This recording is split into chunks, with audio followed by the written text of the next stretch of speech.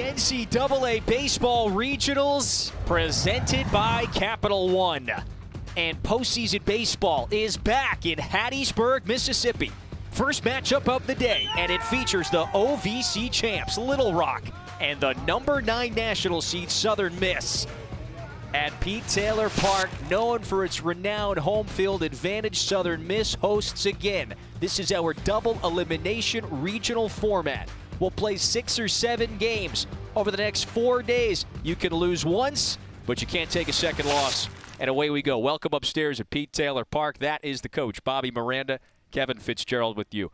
Bobby, so much anticipation, excitement heading into this year's NCAA baseball tournament, and we're ready to kick this thing off here in Mississippi. Baseball awesomeness. What an amazing place to host a regional here in Hattiesburg. This place is amazing. The crowd is electric. Let's go. Another year for Southern Miss where they thrive. Won 40-plus games. They're a national seed for a second straight season, known for the pop in the middle of the order, and Kyle Morrison leads the way. Yeah, absolute stud hitter. 3-hole, uses all the fields for power. Look for his oppo power especially. 16 bombs on the season. He can leave the yard at any time, anywhere. This guy can really, really play the game.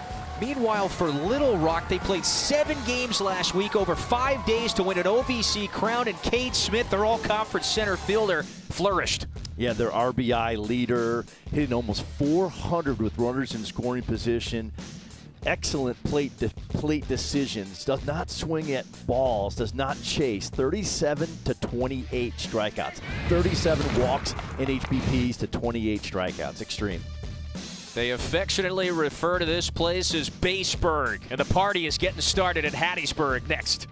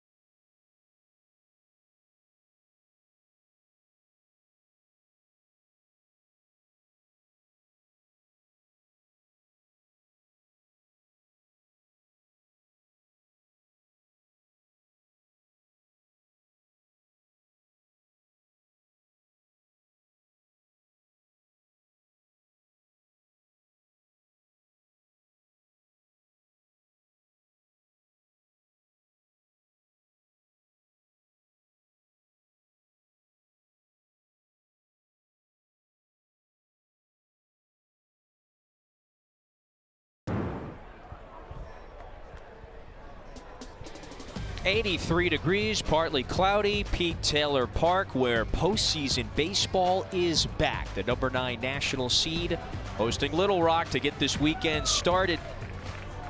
On the mound today for those Trojans, Camden Clark. The sophomore will face this proud, prominent program that, Bobby, is a national seed for a second straight year. This program continues to thrive and raise the bar. They turned in a phenomenal 44-win season this year, Southern Miss did. Yeah, and think about it. They won the regular season and the tournament, and they've done that back-to-back seasons of getting a host site. They want to go further than the regional. 3 out of the last 4 years have been beat here at home. They're trying to get to a super again here in Hattiesburg. And that has left a chip on the shoulder of many of the players that were on that team a year ago. But they will play in front of their passionate home fans for a second straight season. Look, Pete Taylor Park, renowned for the vibrant and passionate fans and home field advantage here. They won a lot of games, not just this season, but over the years at this terrific park. Expect 5,000–6,000 plus at every game, and they have got it packed out here for game 1.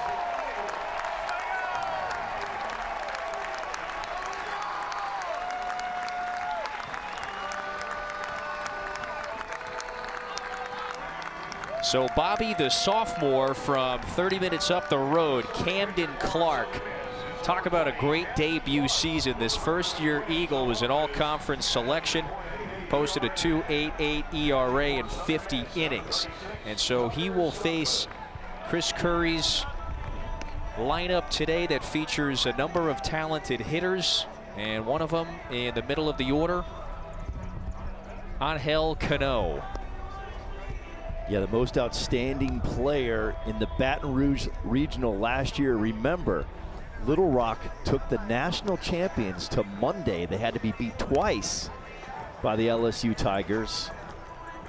The LSU Tigers, the national champions in 2025. Yeah. Their only loss against Little Rock in the tournament in 2025. Trying to go there again to a championship game, possibly here in Hattiesburg. They've got nothing to lose. They played with that sort of mentality and edge last week in the OVC tournament, where they won 5 consecutive elimination games to ultimately punch their ticket to this regional weekend.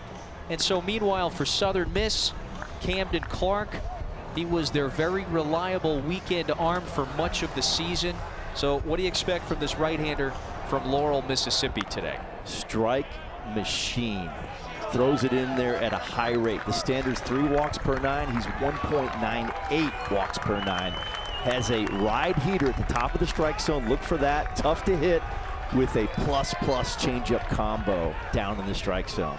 This guy is very, very capable of shutting any offense down at the Division I level. Southern Miss known for its deep and talented pitching staff. You got to have a deep rotation and staff to win a weekend like this one in the regional round. Away we go at Pete Taylor Park. Postseason baseball is back in Hattiesburg. Leadoff hitter for Little Rock, Jerdy Lopez. That's the junior from Santo Domingo, Dominican Republic. Had hits in 6 of those 7 games last week in Marion, Illinois. I mean, it was a miraculous run for the Trojans. Lifted over to the right side and foul ground. Russo might have some space, and Matthew Russo puts it away for the first out. Fitzy, there's a lot of room, a lot of foul territory in the infield here, and then it gets tight down the left field line, wide open down the right field line. A lot of outs potentially this weekend in foul territory. You know, it's a very unique park. It's not just because of the home field advantage, but as you mentioned, it's got a unique layout and feel to it. Cade Smith, who you mentioned previously, rips the first pitch through the left side. That's a base hit for the redshirt sophomore. He can really swing it. It's 100 miles an hour off the barrel into the 6-hole. And so the all-conference center fielder is aboard. You see how aggressive Little Rock is already, because they know that Camden is a strike thrower. No need to wait around for balls. It's not going to happen. And he pounds the zone. Nolan Friend is the 3-hitter. Up the middle. This one is through. Cade Smith on his way to third. And Little Rock has got runners at the corners very quickly in the first. Again, first pitch swinging. That's 3 straight hitters have swung at first pitch fastballs, wasting no time against the strike machine from the Golden Eagles.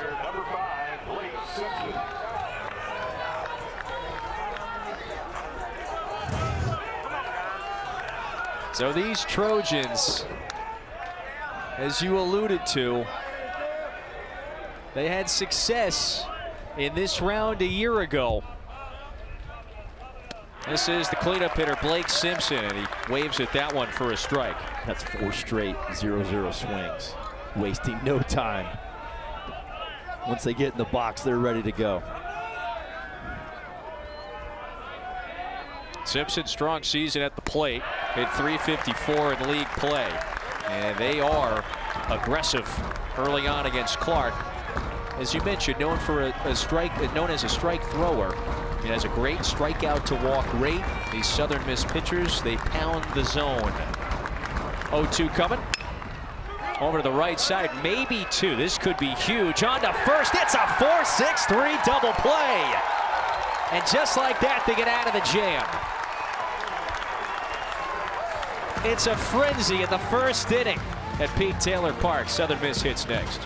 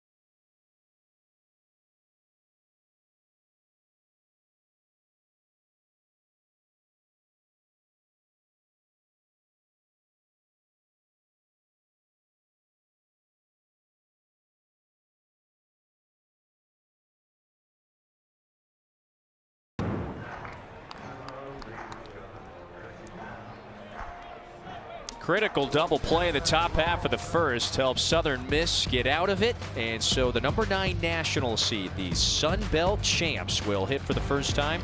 Today they're going to face the go-to Friday night ace from Haskell, Oklahoma. That is Brandon Westmoreland. All-conference season, led Little Rock in wins, innings pitched, and strikeouts. And so this is Christian Ostrander's lineup card that he is going to deal with today in the 5-hole. Matthew Russo, Bobby, that is their tone-setting veteran who's been a fixture in this lineup for years. Yeah, 5th-year senior, on fire the last 2 weeks, hitting over 400 with a 1.2 OPS. You're talking about a guy with excellent makeup, former bullpen catcher 5 years ago, and now their leader, first baseman, the heartbeat of the program. He wears those pinstripes with a lot of pride. You can see he is red hot. Southern Miss this season won 44 games, won the regular season championship, and they were resilient last week in the Sun Belt tournament. Bounced back from a loss in that double elimination tournament, wound up winning the conference tournament title. So here's the report on Westmoreland. What are you expecting today from the right? Turbo sinker. He throws a one-seam sinker. He just learned it in the fall. It really takes off and pounds the strike zone. Both these guys throwing head-to-head today are elite strike throwers. And there's just been a great anticipation brimming in Hattiesburg the last few days. Everybody ready to go for this NCAA tournament here in Baseburg. First pitch is in for a strike to Seth Smith. That's the junior from Mobile. How about 95 right off the bat? Westmoreland was great in his first season with Little Rock. Spent the first couple of years at a junior college in Oklahoma. I mean, Bobby, he was one of the better arms in the league. Third in ERA, top 10 in batting average against, strikeouts, all the important categories. And so he's pumping it in here to Smith to get this first started. 1-1. Counts 1-2. That's an elite fastball, 95 at the top of the strikes, and he'll throw that four-seam up, the turbo sinker down, both 95 miles an hour with a lot of movement in life. He's got a he's a 6'6" frame on the mound. Count evens.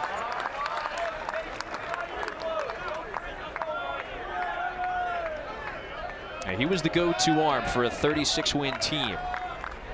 Finished 4th in the league, won the tournament last week.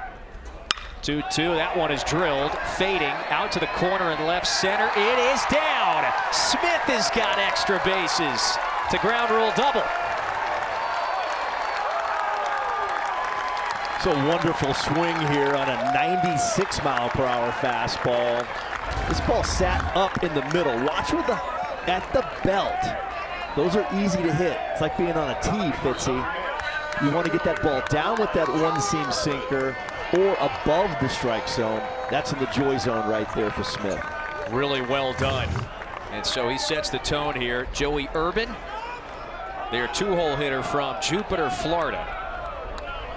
This is the Sun Belt Tournament MVP, swinging a really hot bat. It's jammed on that one. Is it playable for Cano? As you mentioned, there's a lot of space and foul ground on either side. Yes. Before things tighten up down the left field line. To your point, Fitzy, hitting almost 400 over the last 2 weeks with a 1.093 OPS. I mean, he's been on fire. Locked in.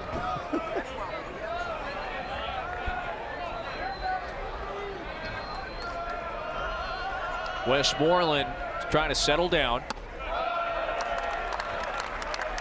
And he wants to get that first out. Chris Curry, a longtime boss at Little Rock, said, hey, we're the 4 seed. What's key today is we need a really good start from Westmoreland. Let's try to win a low-scoring game in order to upset the number 9 national seed. And Chris Curry loves his club. 50% of his roster is back from last year's run in the LSU Baton Rouge Regional. And then he added 4 transfer arms, Westmoreland being one of them. Fires 2-1. That's a little tight. Westmoreland trying to tighten up.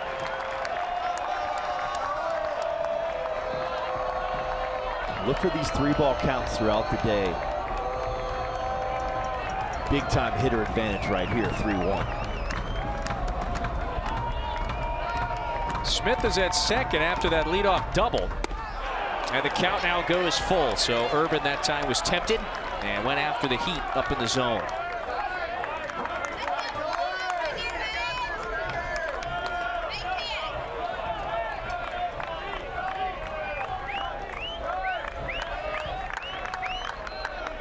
Payoff from the junior. It's at the letters, a called third strike. And Westmoreland battles back to get the out. 95 at the top quadrant away. This is carved on the black. Just an outstanding location right there. Tough to take with a 3-2 count.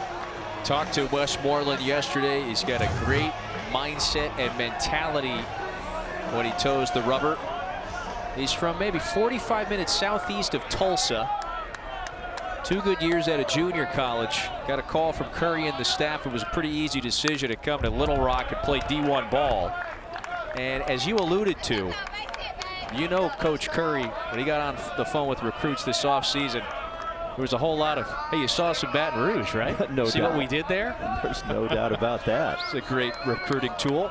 Kyle Morrison, as you mentioned, big power hitter, bats third.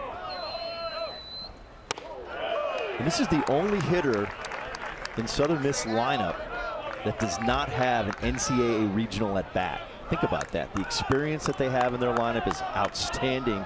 Morris is their 3-hole hitter, and this is his first at bat ever in NCAA play. Really productive year after he came over from South Alabama. That's up in the air. will get out of play. You can see that room over there, Fitzy. A lot of room in that corner past the third base line. Some big chances for foul ball outs. See how those stands jut over, almost like Fenway Park. Yes, and then it gets tight down the line.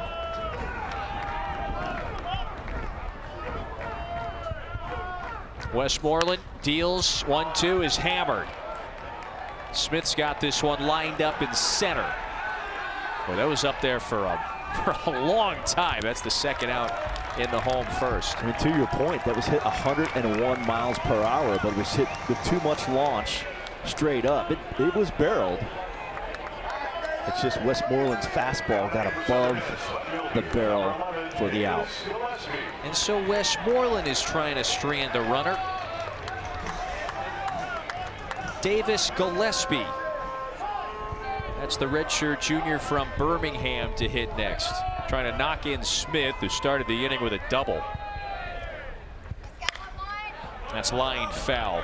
And we'll talk about this throughout the regional. Baseball's all about 2-out hitting and 2-strike hitting. If you get it done in those two areas, you usually win a baseball game. You're going to be in 2 strikes 50% of the time throughout a season. 50%, you're going to be in 2 outs a lot with men in scoring position. Got to be good at it.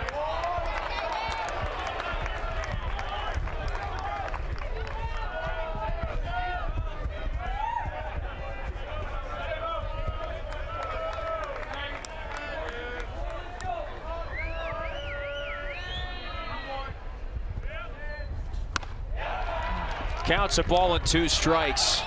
So Westmoreland has relied on that heater in this first inning, looking to strand a runner in scoring position. And that's that ride heater. He throws a lot of turbo sinkers. He's been relying on that heater above the strike zone and getting chases. 1-2. That one is bounced, but foul, just wide of the bag. That's a cutter off the end of the bat right there, and that's close. That's inches from a seeing eye. 65-mile-per-hour exit velo off the barrel double. Whatever it takes. 65.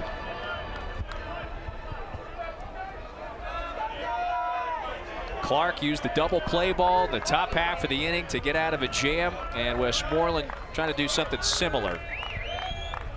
Strand a runner. Fires. That's a little above the letters, so that was a similar pitch to the one he got Urban chasing. That time Gillespie lays off. I'm a little shocked at how he's working the top of the strike zone more than the bottom. He's been more of a turbo sink guy this season. He's using that top of the strike zone four-seamer frequently in this game. That's a cutter again right there. It's been exclusively fastball cutter to right-hand hitters and four-seamers at the top of the zone.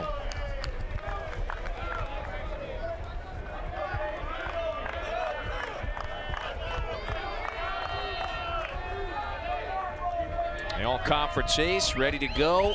2-2. Foul tipped into the mitt. Inning is over. There it is again. Top of the strike zone. Heater up.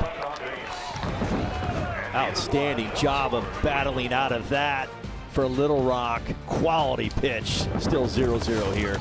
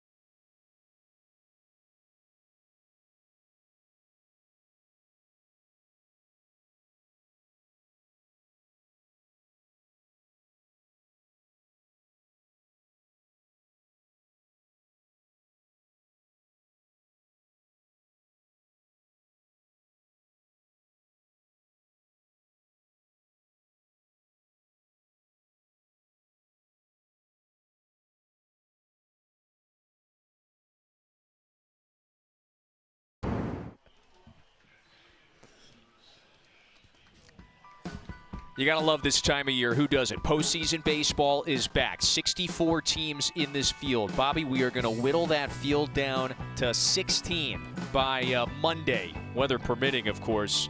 And then the regional winner at all 16 sites, they advance to the Supers, where you then play best 2 out of 3 against the regional winner you are matched up with. We start this second. Camden Clark back on the mound after tossing a scoreless first. Couple of conference champs, Little Rock out of the OVC, and Southern Miss, one of the most prominent programs in college baseball for a decade here, regardless of the level. They meet in this opening round game.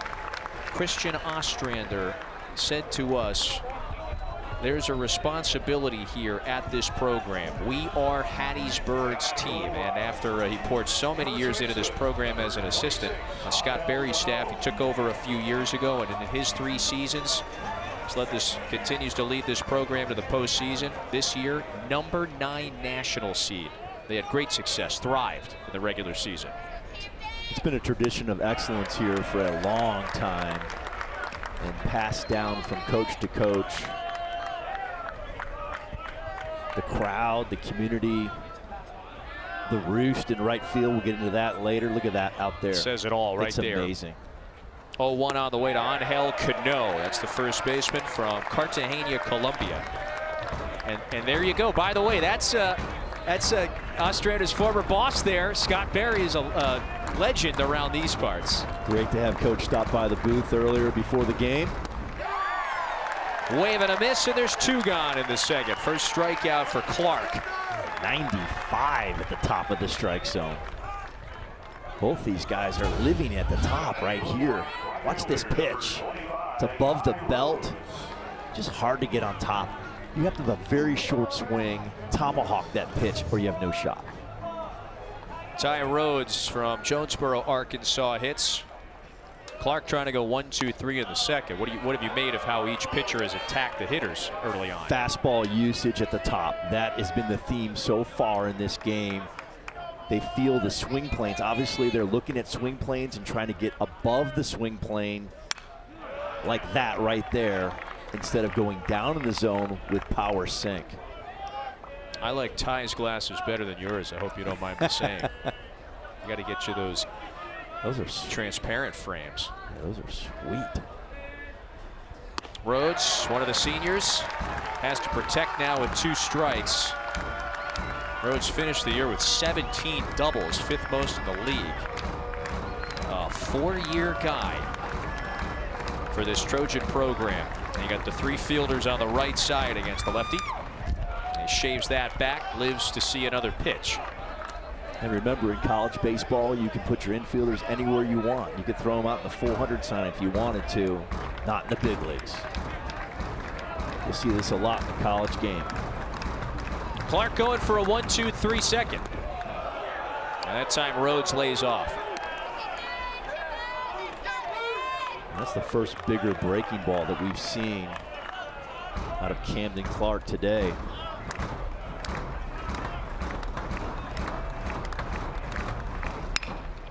Bounced over to the right side, so it's a 1-2-3 second for the all-conference first teamer. Southern Miss back at the plate in the home second in Hattiesburg.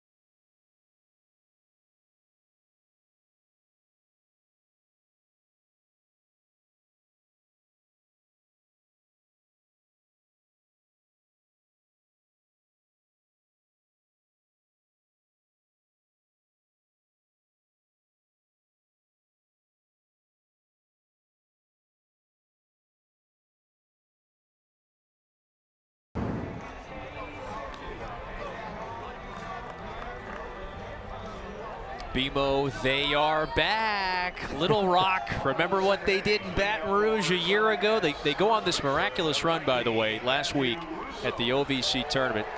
They win 5 straight elimination games. Ultimately played 7 games in 5 days. They had this deep pitching staff that Chris Curry relied on to get them not just to the championship. They beat Eastern Illinois in comeback fashion, punched their ticket to this round. Curry, there he is, the longtime successful, charismatic, and witty boss of this program. Well, remember, he played at Mississippi State for 2 legends, Ron Polk and Pat McMahon. He's got a lot of ties, yeah, not just to he knows what he's doing. The state of Arkansas, but this community as well, Central and Southern Mississippi. So the leadoff hitter for Southern Miss, that's Matthew Russo. It's their 5th-year senior power hitter in the middle of the order. And Curry relying on Westmoreland on the mound, his ace in this opening round game that is so vital, so critical to win in this double elimination regional weekend. And Matthew Russo has been the leader, hitting over 400 the last 2 weeks with a 1.247 OPS. He's been on fire. He's fouled a couple pitches off here against the 6'6" right-hander Westmoreland. Big personality. We met with him yesterday. He's all about Hattiesburg. He's all about the program, the tradition, the excellence. It's been one of the cornerstones for years. Bounces that one down the line. It is fair with the shift on. This one goes all the way to the corner. It's a leadoff double. And Brandon Westmoreland went off speed. Little slider right here. Check it out. Almost didn't do anything. Little baby cutter, that's at the belt. And Morrison gets on top and drives it to the backside. Right inside the bag. It's the second time a lefty hitter has lined one down that left field line against Westmoreland. So Smith led off with the double in the first. He was stranded there.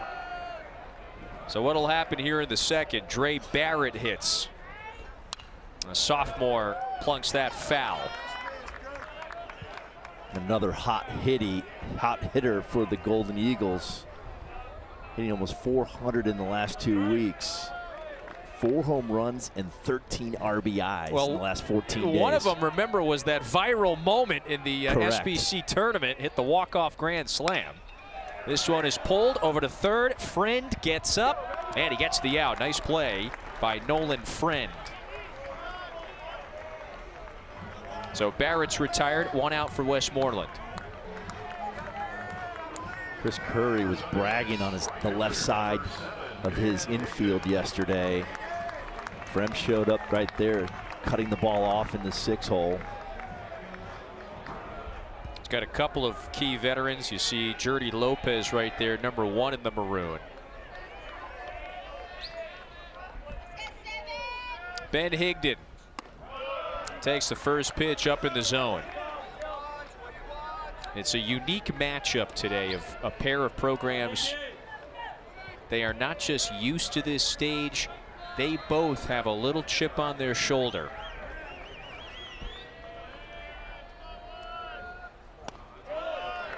And look out right here, Fitzy. The Golden Eagles hide Ben Higdon in the 7-hole. Last 2 weeks, 414, 10 RBIs. Another one. 3 straight 400 hitters in 5, 6, and 7 in the last 2 weeks.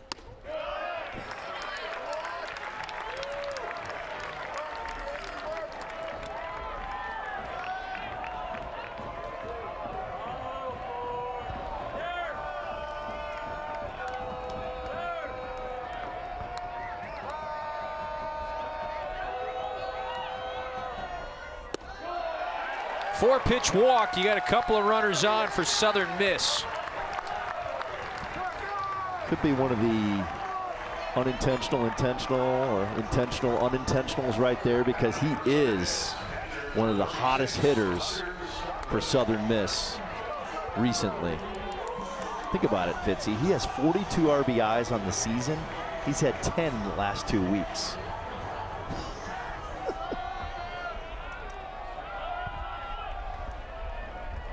There's the 2-year starter behind the plate, Tucker Stockman.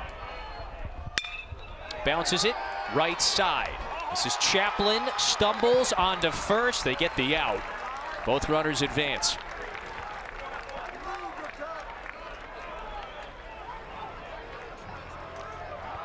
Chaplin, little smile on his face, was still able to make it work.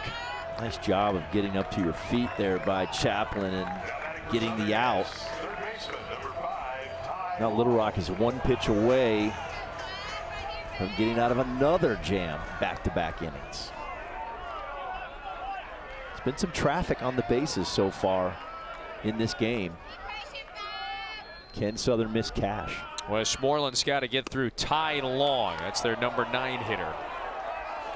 A big right-hander stranded a man in scoring position in the first. And the table is set for the sophomore from Ripley, Mississippi.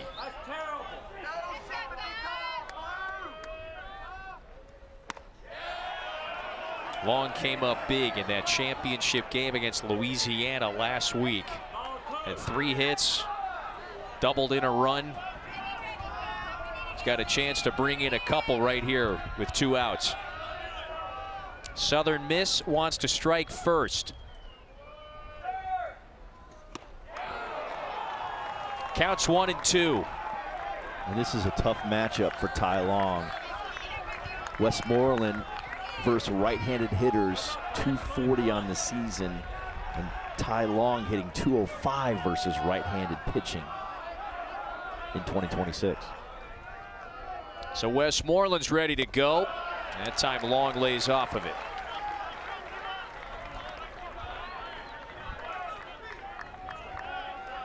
This opening round game so important, you know, in this regional round. Winning that first game and then the Saturday game to get the upper hand. It's critical in this double elimination weekend. 2-2. That's in there. Called third strike. Inning is over. And Westmoreland strands a couple of more. Scoreless after 2 in Hattiesburg. It's a beautiful pitch right down the middle. Center cut. Still 0-0 after 2 in Hattiesburg.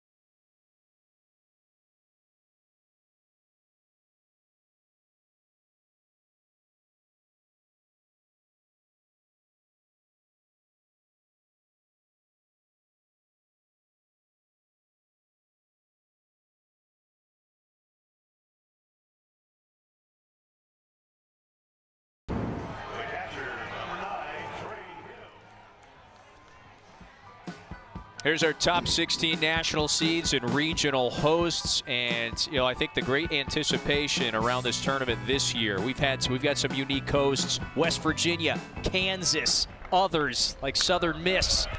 They're getting to host this opening round, this regional weekend.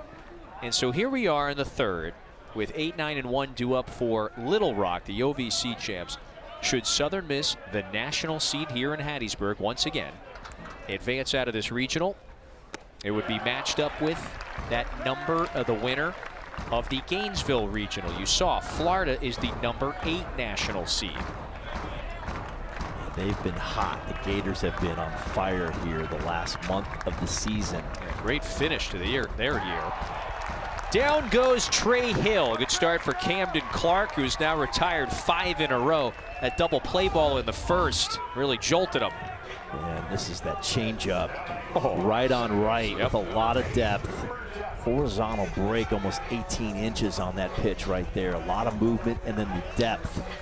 Quality pitch. So Graydon Harris was the pitcher of the year in the Sun Belt this year for Southern Miss. He was the Friday night guy for Ostrander. Cooper Chaplin takes that one high and away. But Camden Clark turned into one of the more dependable weekend arms the final few weeks of the season. Turned in some really good starts against ULM, James Madison. Remember the 15 strikeout performance against ULM. Well, when just you have pounded the zone. 77 strikeouts and 50 innings coming into this game, that's outstanding. And then think about this, only 11 walks on the entire season.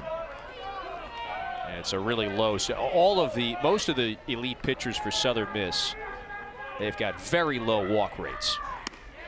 So he's fallen behind Chaplin, 3 balls and a strike. This is the 9-hitter from Jackson, Mississippi. And they'll fill it up right here. Just pound a fastball right down the middle, make the hitter swing the bat. You have 10 chances for an out, a strikeout and 9 defenders. Count goes full. If you don't throw it in there, you cannot defend a walk or an HBP. You can't defend a home run. That's harder to get. Ostrander really lauded. Oh, yeah, just that pitchability. Throw it in there. Here comes the 3-2. Swing and a miss. It's back-to-back punch-outs to start the third. No secret what they were trying to do right there with that 3-ball count. It's right down the middle. Here it is. Good luck. And it's 93 at the kneecaps away. Quality pitch. It's hard to hit down there away from your eyes. So the K counter has officially been started. And this fan base so savvy. They support this team so well. Lopez, first pitch swinging, some carry to this one. It's over Gillespie's head. And Jordy Lopez has got a 2-out double. This ball fooled Lopez a little bit. Hesitated to go back on it.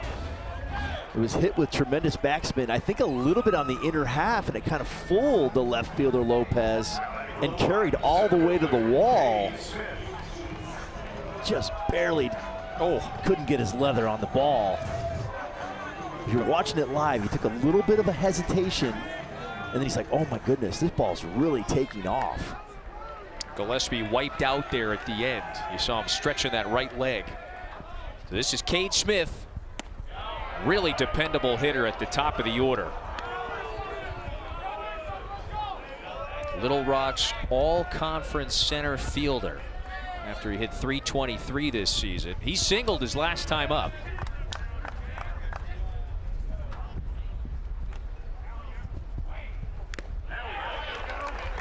And so the visitors would like to strike first here with a big 2-out hit. And you see the change in the sequencing right there. Breaking ball on 0-0 and a changeup behind breaking ball. He's been throwing the heater a lot so far in this baseball game. Now with runners in scoring position, Cade Smith at bat, a totally different sequence of off-speed pitches. Clark fires. That's down and away. 3 straight off-speed pitches after throwing around 70 to 80% fastballs in this game through 2.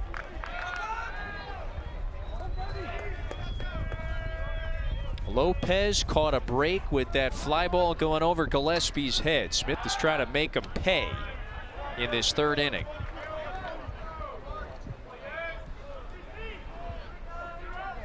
Double elimination regional weekend, winning this first game. It is vital.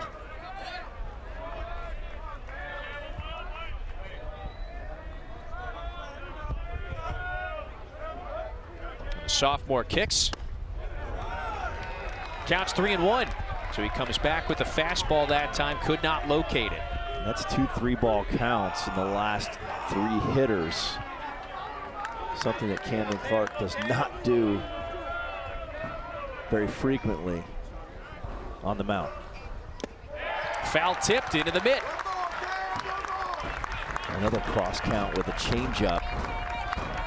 You can see the respect for Smith at the plate right now. Pulling every pitch out of the toolbox here to get out of this jam. It's ready to work. That one is launched, but down the line, foul. Nice little battle between Clark, one of the top arms for Southern Miss, and Smith. That's one of the more skilled hitters in the order for Little Rock.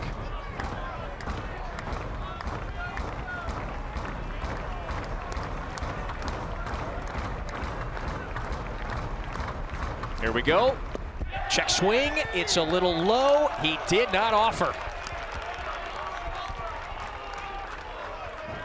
It's a great check swing right there. Not offering at the right-on-right changeup.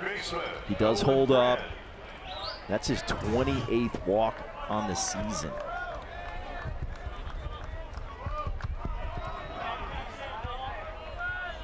So Clark, that's the first walk that he's issued today. And he's got to face the 3-hitter, Nolan Friend. Swings at the first pitch, into center. It is down, a base hit. Lopez around and scores. Nolan Friend has seen 2 pitches. He's got 2 hits, and he's got the 4 seed in front first in Hattiesburg. This is a fastball up in the strike zone. And Friend goes through the middle. That's where the RBIs live. Look at that, at the belt. TTM through the middle of the field. Just a nice soft little line drive. Didn't try to do too much. That's where the RBIs live. Beautiful, beautiful piece of hitting by the 3-hole hitter, Nolan Friend. And so Little Rock ultimately gets to Clark here in the 3rd. Blake Simpson takes that for a strike. Nolan Friend, well, he just was a very effective hitter in his debut season in Little Rock. That one bounces and it hits the batter. They're loaded now for the Trojans. This is so uncharacteristic for Camden Clark. An HBP, a walk, some 3-ball counts, some traffic. So Stockman's going to talk to him on the mound. That's a curveball. And I like how Simpson held his ground here, did not try to get out of the way. It's a 77-mile-an-hour pitch and takes his 90 gladly.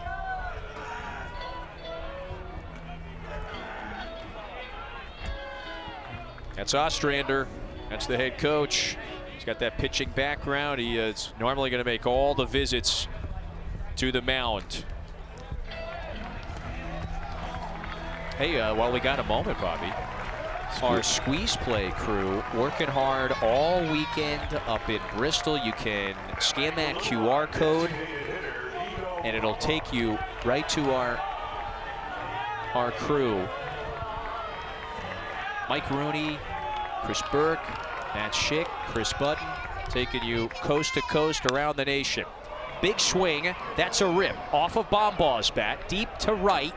Inning is over. But Little Rock scores first. Nolan Friend with a 2-out run-scoring single to put the 4 seed up.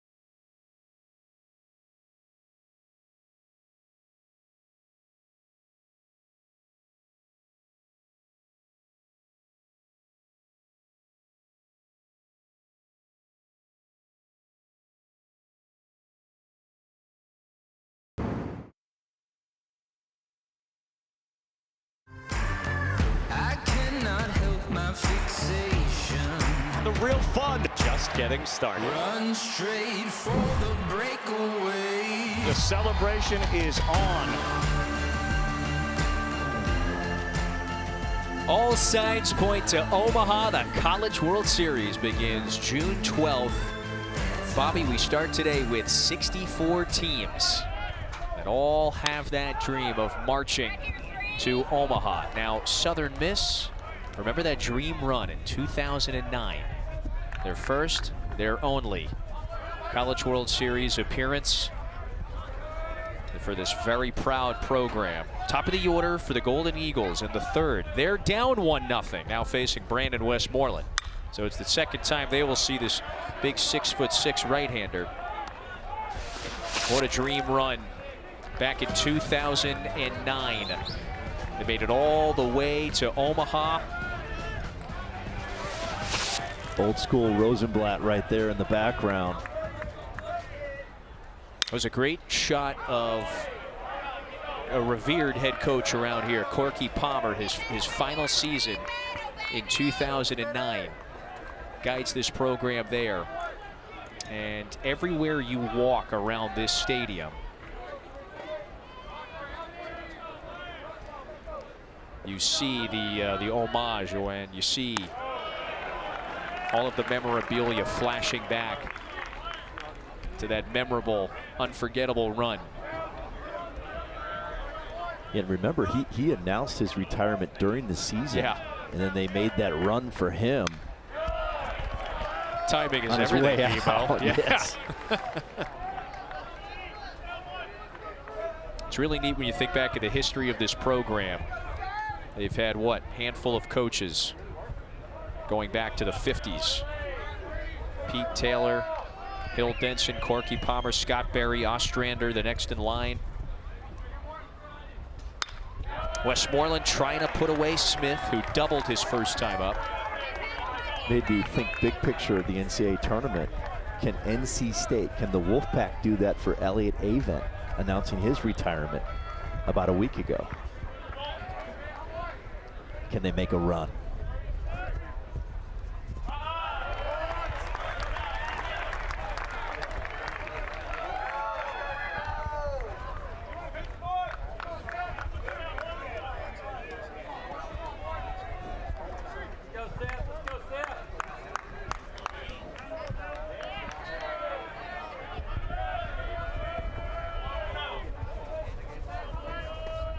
Two coming.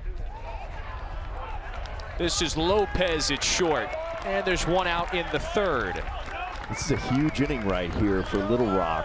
After scoring, you want to put up a 0, have a hold. And that's a big step forward, getting the leadoff out here in the third. Yeah, Little Rock scoring first. There's Chris Curry. In his 12th season as the head coach, he's now guided this program to consecutive tournaments. Now, you mentioned NC State. Elliott Avent's team, they're in Auburn this weekend. For that regional, Joey Urban takes that one low. You want to know how the number 4 national seed is faring right now? Yes, I do. You want me to tell you? Down 6-0 right now to Milwaukee. Wow. That game just getting started. They're in the third. Urban popped up. Long run there for Rhodes. He's got it. Remember this Southern Miss team.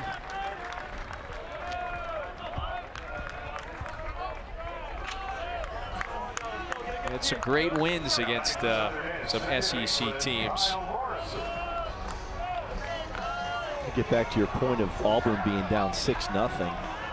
Last year, 6 regional hosts did not make it out of their own regional. 6 out of 16.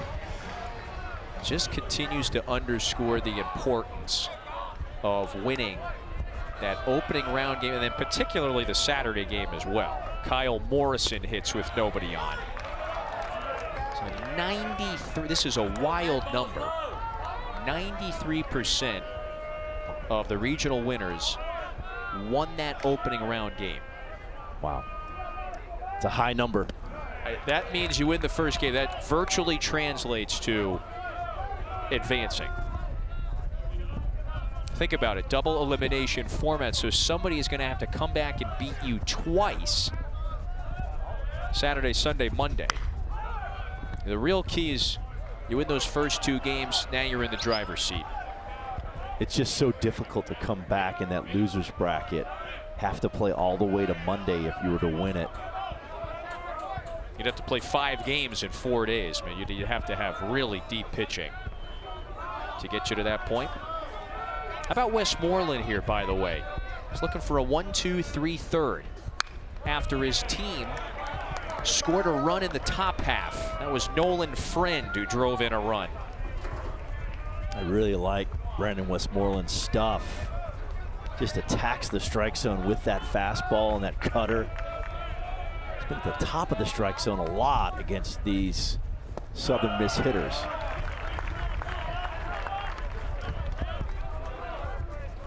There's a rare slider right there showing some spin down in the strike zone. Morrison not chasing. Little Rock's got the shift on again. So another one topped foul. It's a cutter on the hands of Morrison.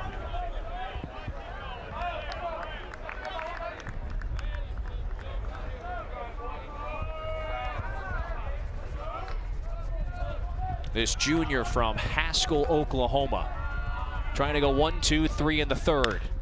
That's in the air, driven, it's deep, towards the right center wall. There it goes! We are tied!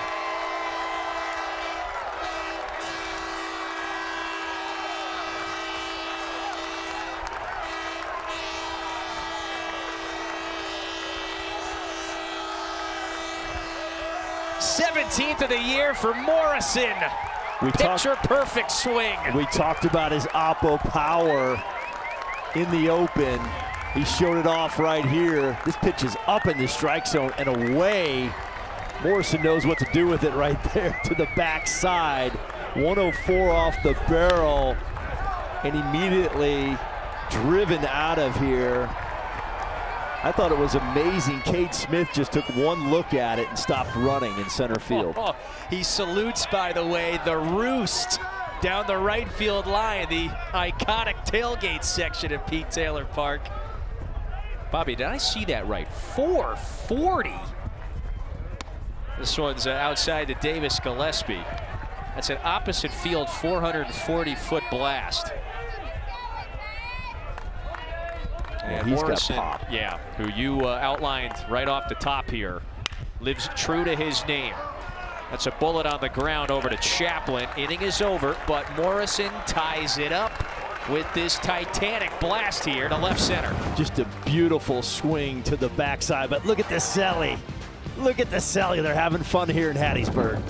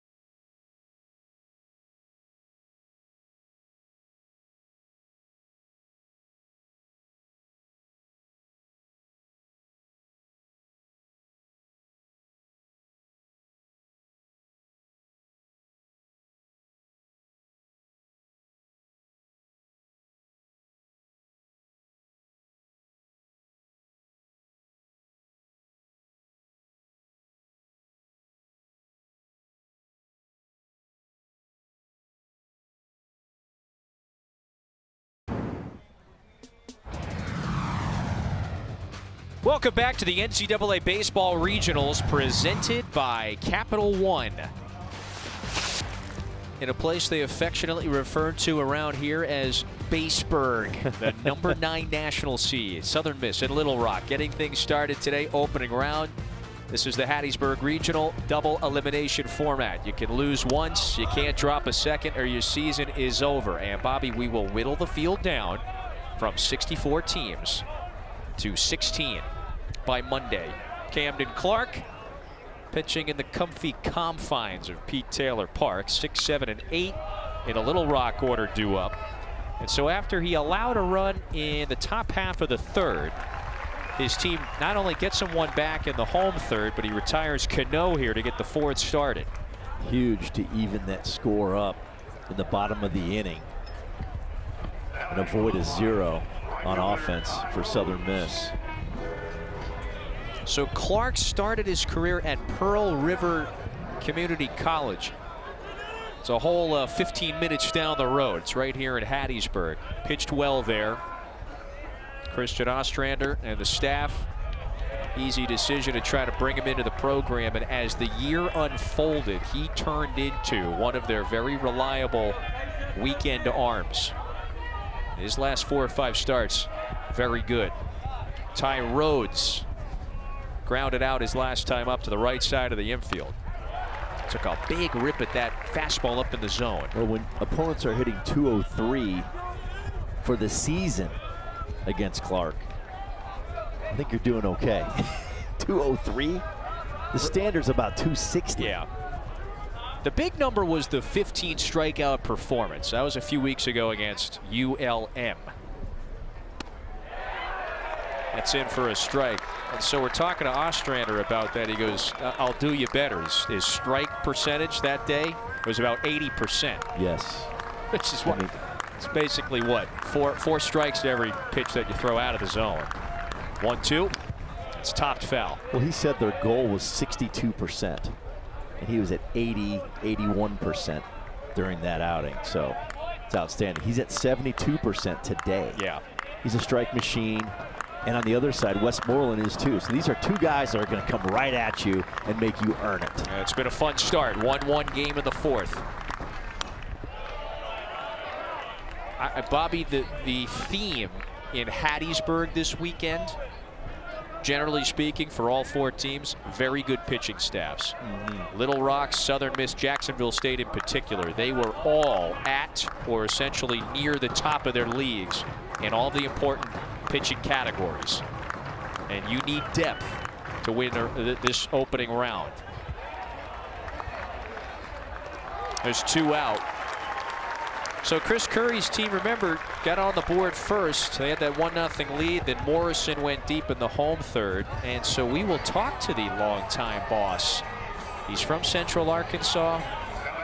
Little Rock, this place has meant so much to him in his career. And they have really raised the bar, particularly the last couple of seasons, reaching back-to-back tournaments. Trey Hill bats with 2 gone, nobody out. Nobody on, pardon me, when his first pitch is fouled. Yeah, Chris Curry has deep ties to Mississippi. His mom, Teresa, is from the state of Mississippi. That's right, yep. This is a homecoming for him. It really is. Very close with Scott Berry, the longtime coach here at Southern Miss.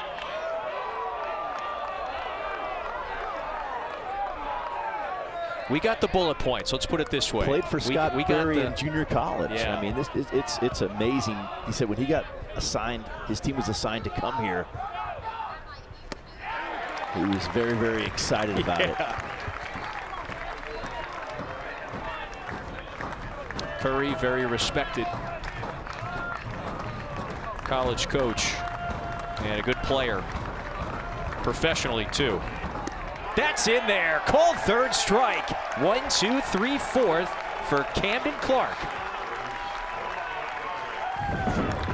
Huge 0 right here for Southern Miss. Fastball center cut at 95 down. We have a 1-1 game here in Hattiesburg.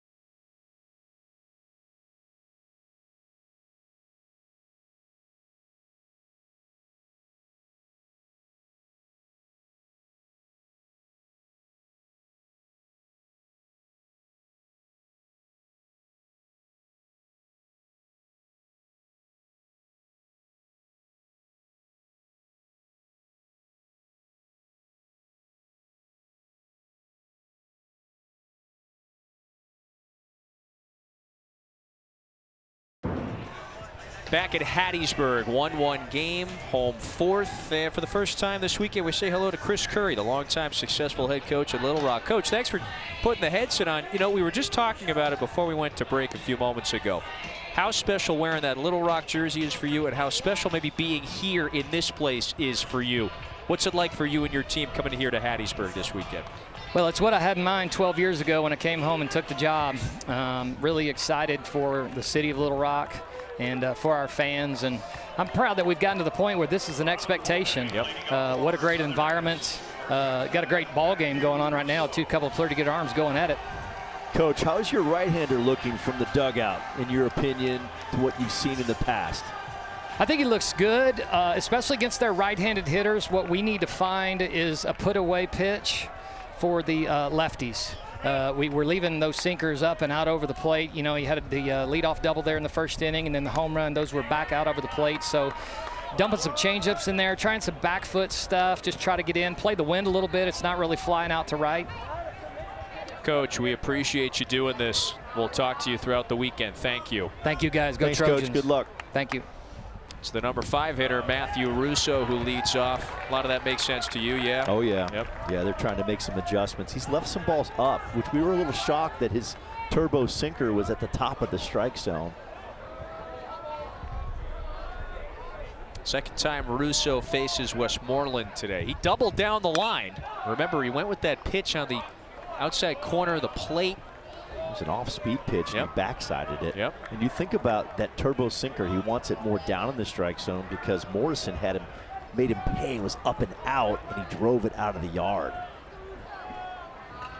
And that's what evened the score in the third. So it's a favorable count for Russo. And see, that's a cutter right there at 88 miles an hour. That's a really good pitch. It's probably where he wanted the pitch last time when Russo went backside on it. Russo lifts it out to left. Simpson whirls around. He's got it. So 1 out in the fourth for this junior from Haskell, Oklahoma. He was the go-to Friday night arm for Little Rock. Landed on the all-conference team. Led this team in everything important. The wins, the strikeouts, the innings pitched. See a chess game going on right now, Fitzy, because there was a lot of stuff on the inner half to Russo after going backside on an off-speed pitch away. Barrett looks like he's got a base hit here. Yes, he does. Dre Barrett is aboard. Turned on that one for a base hit. And that's another fastball on the inner half. They're trying to go in right now in this inning against the Golden Eagles. And Barrett just fist it over the shortstop. Brings his hands in right there, just gets enough to find some grass. But I like the game plan. They're trying to go even more in on the hands of the Southern Miss hitters. Southern Miss, they were a solid, very well-rounded offense throughout the year. See, there's another pitch on the inner half. That's a cutter. Trying to keep the Southern Miss hitters from getting extended. It's hard to keep those balls fair. It's hard to hit them on the barrel when you go in.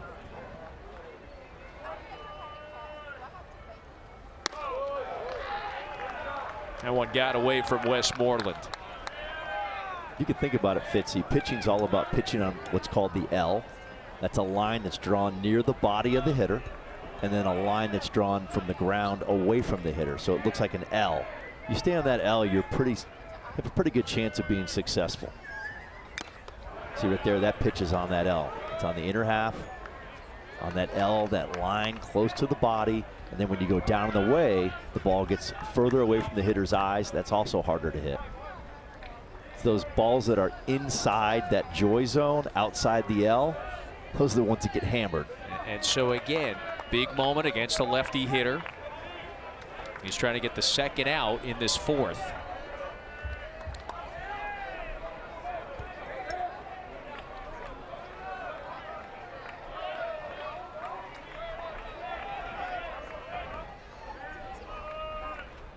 Higdon ready. Here comes. Swings and misses. 2 out. That's a 4th strikeout today for Westmoreland. And that was like a hanging cutter. I think Higbee thought this ball was going to go down in the strike zone. It just didn't come down. It's more of a gyro slider. Stayed on the plane, almost like a changeup is what it, if you're hitting right now and it doesn't do anything, it acts like a changeup because it didn't break. An elevated changeup. That's now 4 strikeouts, Bobby, for each of our starters, Westmoreland and Clark. Tucker Stockman bounced out to the second baseman his first time up. Another one of the leaders and cornerstone players for this program. Redshirt junior, so 4th season with the program. And now a 2-year starter.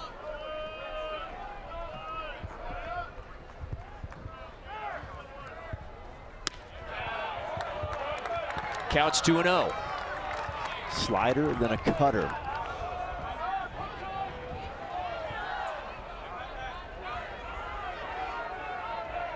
Stockman hitting .229 against spin. So you're going to see a lot of it in this at bat.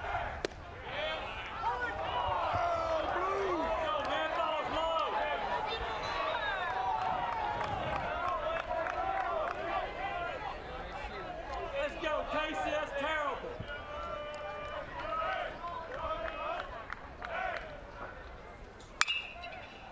Stockman pounds it as foul ground and out of play. Into the, there's our first good shot of the day of the 16-ounce zone. You could take a guess what beverage we're measuring there in ounces. I'd say they're having a good time in there. 16-ounce lounge, pardon me. So Stockman choking up a little bit. 2 outs. Westmoreland's got 2 strikes on him. Here it comes. Swing and a miss. Back-to-back Ks for Westmoreland. Goes 93 that time to retire the catcher. 5 punch-outs for the righty in 4 innings. Showed off speed early and then came 3 heaters. This one up in the strike zone. Westmoreland has really good stuff with strikeout number 5.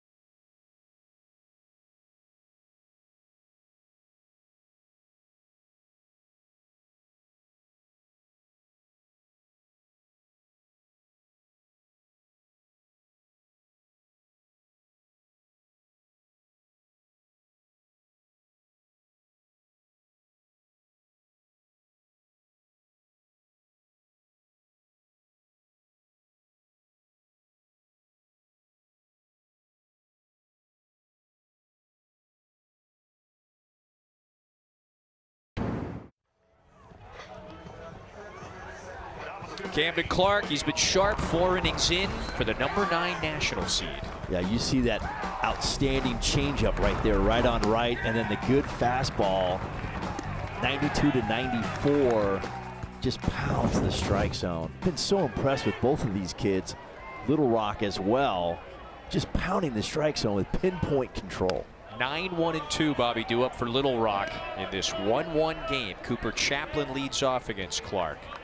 That was his 60th pitch. Well, what is it in particular that you have liked as this pitcher's duel is officially on today? The fastball command, both sides of the plate, the top of the zone, basically saying to the hitters, here it is, good luck. You are not going to be walked. You're going to have to earn your way on the bases. Really, the only inning where Clark's command dipped just a little bit was that third inning. Remember, he allowed the double, the walk, the single, and the hit by pitch. It was a very uncharacteristic inning. 2 3-ball counts as well, Fitzy. Not like him traditionally for the season. And even in junior college, he didn't do that. This guy has thrown strikes his whole career. He's got that warrior mentality, as his coach likes to say.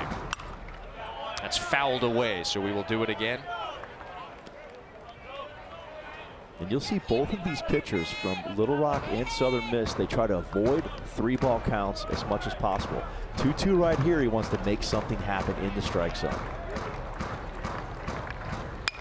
Chaplin goes down for it. Southern Miss had that deep shift on and shallow right, so he is retired. The NCAA regional coverage for all 16 sites continues tomorrow on all the ESPN family of networks. For more information, visit ncaa.com. That's the home for all NCAA championships. I want to know, how many quad boxes do you think we have had here? What are we, 2.5 hours, a couple hours into Friday's opening round action, squeeze play all weekend? They're going to take you from site to site, coast to coast. Runes, Berkey, Chris Budden, Matt Schick. They've got you covered, for, taking you to all of the best moments around the nation. Love the quad box. Love the quad box. I feel like the quad box works. There's no reason to put 4. Let's go quad box. We don't need to push it any further than that. Just bouncing around all over the country. The biggest moments in this tournament. We're in the 5th inning here, Bobby. This one has unfolded in a very competitive way to this point. We have, as you mentioned, got 2 good pitchers going at it. We wondered if we were going to get this.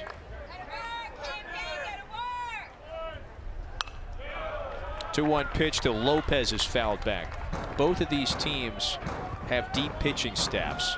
Southern Miss in particular, hands down the most effective staff in the Sun Belt, a league that sent a handful of teams to this tournament. Yeah, 5 in total. Lopez fights it off to keep the at-bat alive. 94 that time for the sophomore from Laurel, Mississippi. Yeah, not only are both of these pitchers battling and fighting, competing, they're very talented. We're talking about 93 to 95. We've seen some 6s. These guys have really good stuff, and they throw strikes. That's above the letters. Count goes full. Coach's dream when you have guys throw it in there like this. Here's that 3-ball count we talked about earlier. You want to avoid those at all cost. That's line down the line. It's a base hit for Lopez. He might stretch it. Instead, stops at first. 1-out single for Jerdy Lopez, who's now 2 for 3 today. And that's exactly what we talked about, those 3-ball counts. Even with 2 strikes, that's a hitter advantage count. Fastball's coming. It's either a walk possibly, or you just put a good swing on it with a good approach to the backside. It's just good hitting. But again, a hitter advantage count. 2-strike count's a little harder to do. 3-ball count, much easier. Just a savvy approach for the junior from Santo Domingo.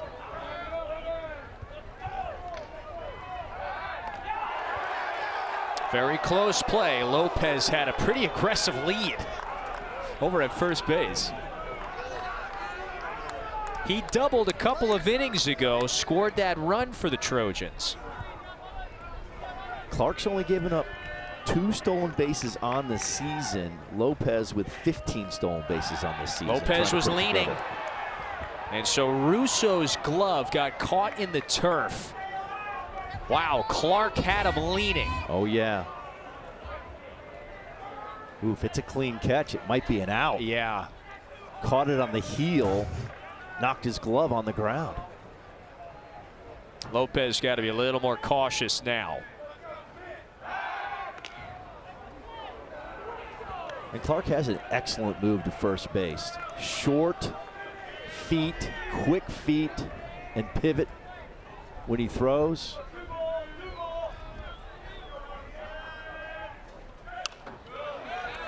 So Smith pops that first pitch up foul back over the park.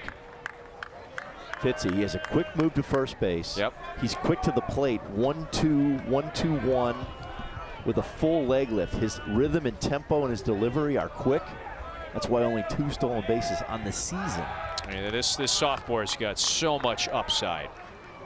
Again, first Southern Mississippi kid from Laurel. Started at the junior college right here in Hattiesburg. Joined this club ahead of this season. He's only gotten better as the year has unfolded. So Cade Smith trying to keep the inning going for Little Rock, their well-rounded 2-hole hitter.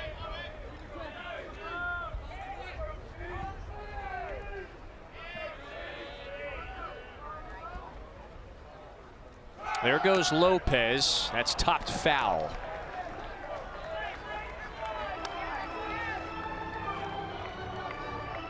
So now it's 2 strikes on Smith. That was probably a hit and run right there with a 1-1 count. Strike thrower on the mound. Good chance it's going to be in there, especially after a ball.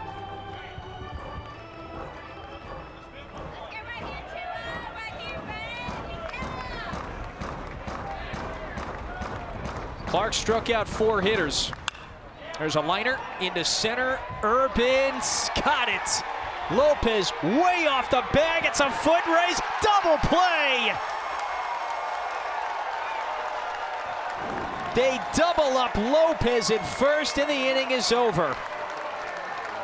I'm not sure what Lopez was doing right here. This ball just hangs up with backspin. He's caught no man's land. It's an easy double play right here for Southern Miss.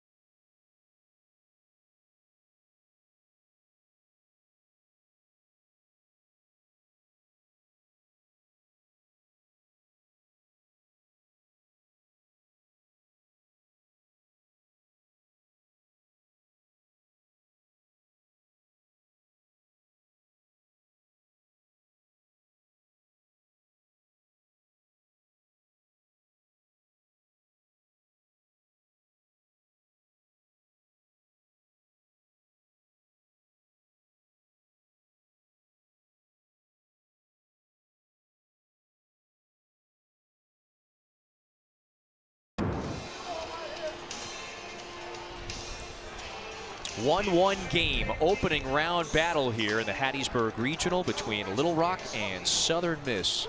We've got the 3rd-year boss, Christian Ostrander, who continues to raise the bar for this program. Coach, thanks for a moment, and thanks for the time to put the headset on here. You said to us yesterday, there's this great responsibility you have here with this program to continue the tradition. How would you describe what this program has done historically, but even in your 3 years to be in this position?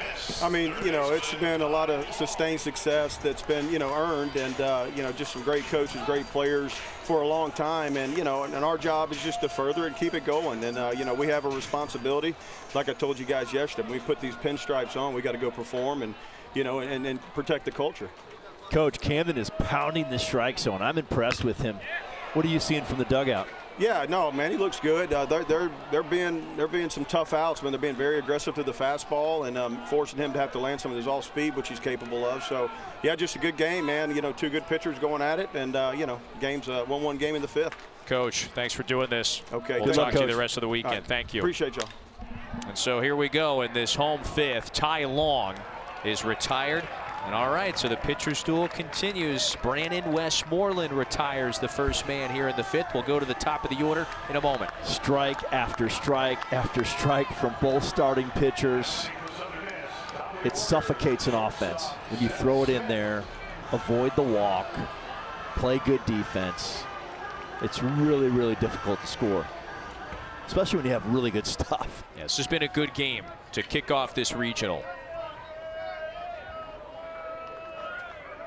Seth Smith, he's 1 for 2 today, and the junior from Mobile. And he was really productive last week in Montgomery. Drove in a number of runs. He had 3 hits in that title game against Louisiana. Swings and drives it. This is down the line, but foul. And so in that rain-soaked Sun Belt Conference tournament last week, remember, Southern Miss, the regular season champs, they had to play their way back after they lost the game early in the tournament. Showed their resilience, showed their resolve. They wind up playing 2 games on Sunday, 2 do-or-die games. Ultimately winning both, knocking out Louisiana in the championship, and so we have another double champ, as they would say in this, in our regional. The other one being Jacksonville State. Yeah. This one's through the left side. Nice piece of hitting for Smith.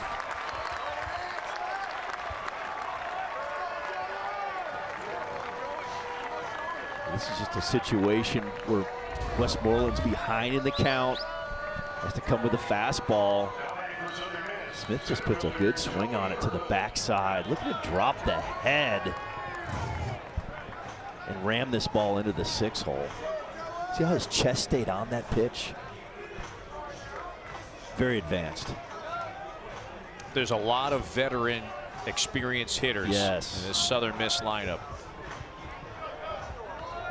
Joey Urban, he is one of them. Senior from Jupiter, 2nd year with the program. Urban, remember, started at Butler. He goes, it was really one of the only offers I had out of high school. 2 good years there, but he wanted to play for a winning program. Hit the portal, and was one of just a few that transferred in ahead of last season. And he has fit in seamlessly with this Southern Miss clubhouse, which at the foundation for USM, it's all about the standard, the culture. It's a big relationship type clubhouse. They welcomed him in.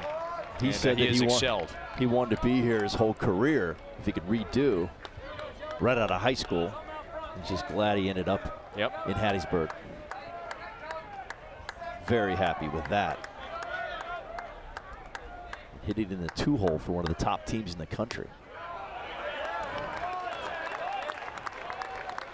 Just another remarkable season for Southern Miss. They have been a national seed and a host seed, Bobby, at points in their past, but for the first time, back-to-back years, they host a regional. And that signals how the bar just continues to get raised for this proud, prominent program. Forget about mid-major or non-power. This has been just one of the premier programs in college baseball for a long time.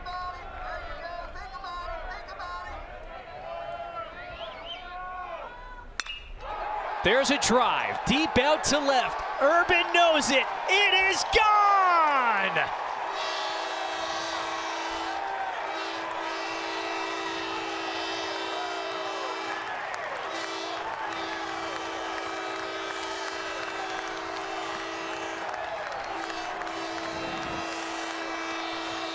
He dents the light tower in left center. 452 off the bat for Urban. 93 in, 108 out off the barrel. Crushed. This ball's down and in. Urban just turns on it, stays inside it, hits it off the light tower, left center. Look at this. Bang, off of the light tower. And then into the stand that holds our center field camera up. Almost knocked everything over. Oh my gosh. It is confirmed Ryan, who's working out there in center, is okay. Look out for flying objects. Does Hill have a play? Nice catch. That's the second out. So Westmoreland needed it after that 2-run blast. Puts the home team in front by 2. The second homer allowed this afternoon. And Urban knew it immediately when he hit it. I mean, he stood and admired it at 450 plus feet. I would have. That ball was crushed. Both of these homers were absolutely mashed. On a day like today, it typically flies well at this park. And today, no exception.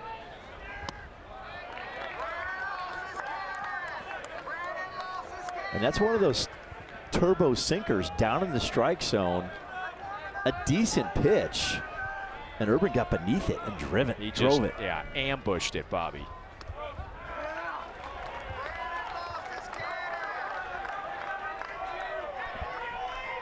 So for the first time, Southern Miss is playing with a lead.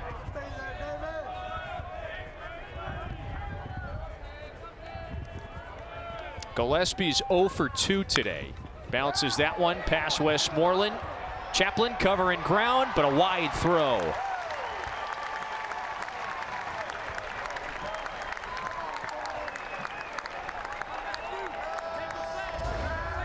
This ball's hit off the end of the bat.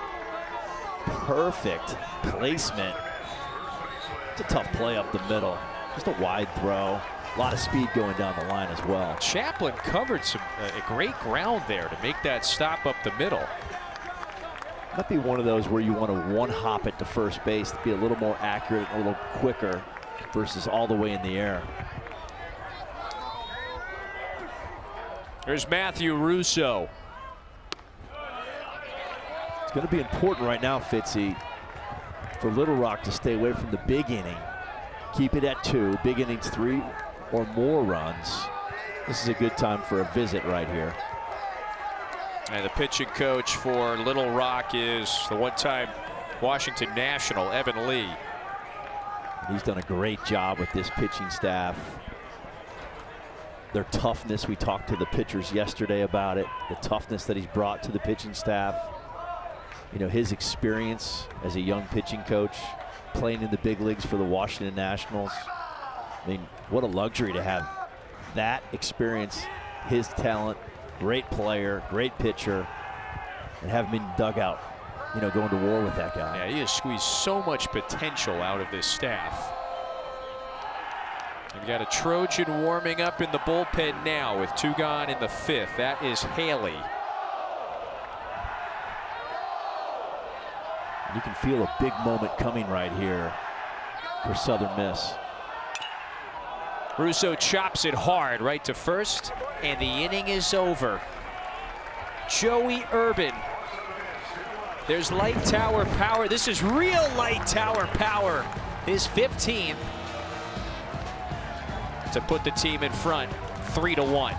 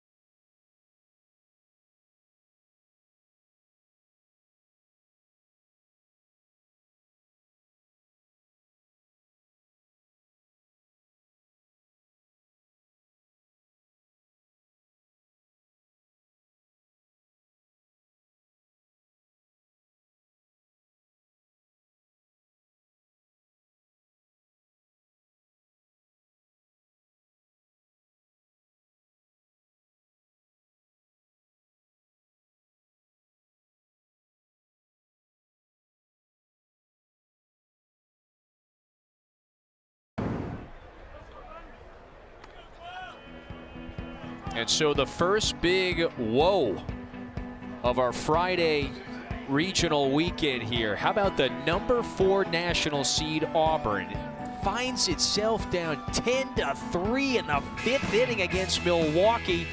Kansas leading Northeastern. First time these Jayhawks have hosted a regional, and Georgia Tech 22 spot and counting, by the way. They had a 9-run 4th inning against UIC. Number 1 offense in the country, averaging almost 11 runs a game, showing off on the flats already here in this tournament. Nolan Friend leads off against Camden Clark after Urban's blast. Southern Miss has a 3-1 lead here in Hattiesburg as we start the 6th. Got a couple of Golden Spike semifinalists, of course. Drew Burris, Vaughn Lackey. Oh, that one runs in, but it hit the knob of the bat. That's a foul ball. Wow, he wants that one back. Watch it right here. Right off the knob. Well, you're better off. That one hits the hand. Yes. Oh, my gosh. Not good. That one hurts. 2-strike pitch coming. Waved at, popped up. Russo, long run, not going to be able to get there. Look at all that room down there, Fitzy. Lots of room to make plays in foul territory. You know, it's a spacious park, particularly down that line. It's just a really unique place to not just catch a ball game if you're a fan, but for these players, I mean, they take a lot of pride. And playing here at Pete Taylor Park. Beautiful, beautiful place. You smell all of the cooking from the roost down the right field line. This one should be handled by Smith. And so Clark has got the first out. How do you like your burger? Medium rare? Medium well. Okay, medium well. Medium well. Yeah, well, the roost has got you covered. This is the, by the way, look at the treehouse out there. So this is what they refer to between games. World-renowned roost. All right, this is what they refer to here at Pete Taylor Park. And this is something, these tickets to the roost have been passed down, many of them, you know, generation to generation. This one's hit hard off of Simpson's bat. Back at the wall, a leap. Gillespie makes a catch. He dropped it. He drops that one. Boy, looked like he had it and it bounced out of the mitt. I think he hit the wall, Fitzy, and it bounced out after that. Had a little bit of a drift on this. Brings back the home run. And the top of the wall ejects the ball from his glove. The ball's carrying here. It's kind of fooling the outfielders a little bit to where they're not quite getting to the spot deep enough. But he had that in the leather. Well, it looked like he had it, and it bounces out. So extra bases for Blake Simpson. Nico Bombaugh hits for the 3rd time today. He's flown out twice to right. That was impressive by Gillespie to line that one up and get the glove on it at the wall. This one's bouncing. Smith's got it. Nowhere to go. Again, this was impressive from Gillespie to get there, just couldn't hang on to it. Yeah, it's a watch tough him one. get to the top of the wall and then kind of ejects that little slingshot action from the top of the wall. Ejects the ball out of his glove. That would have been an amazing play. Well, there's 2 ways to look at it. He brought a home run back, by the way.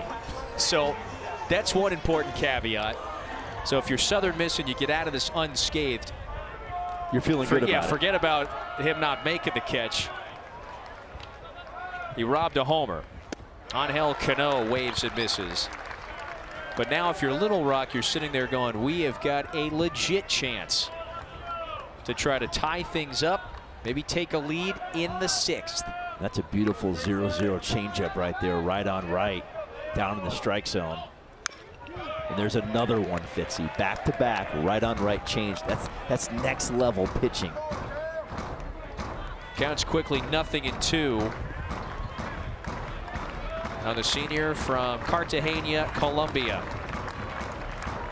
He's got a lot of pop in the bat. 12 homers this year for the senior. With 2 on. Clark deals. That hit his hand. Bases are loaded. And Cano in discomfort, trying to shake this one off.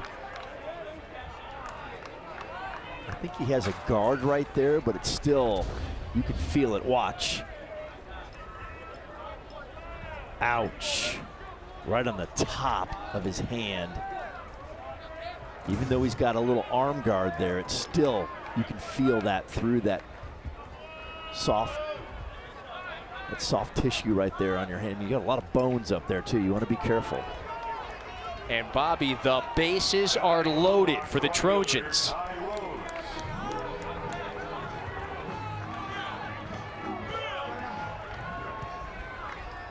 Ty Rhodes on the season hitting .333 with runners in scoring position.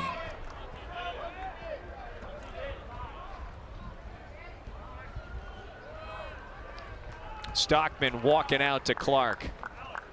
And he is buying some time here for Southern Miss. And Clark's fastball's gotten away from him a little bit. That ball's riding up and in on the right-handed hitters. You think about the HBP up and in, and then the ball that went off the knob. So that could have been 2 hit-by pitches in this inning very easily, which is unlike. And there's the senior, Colby Allen. He's one of the really reliable vets out of the bullpen for Ostrander. And they will make a move in this vitally important opening round game of regional weekend. With a 2-run lead, Ostrander is going to the pin. He might leave him in here, Fitzy.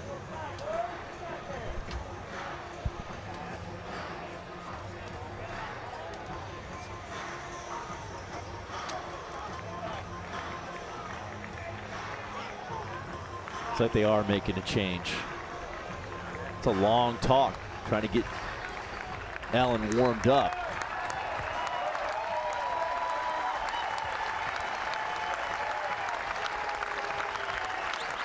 It's a great effort. Little Rock's got the bases loaded in the 6th inning.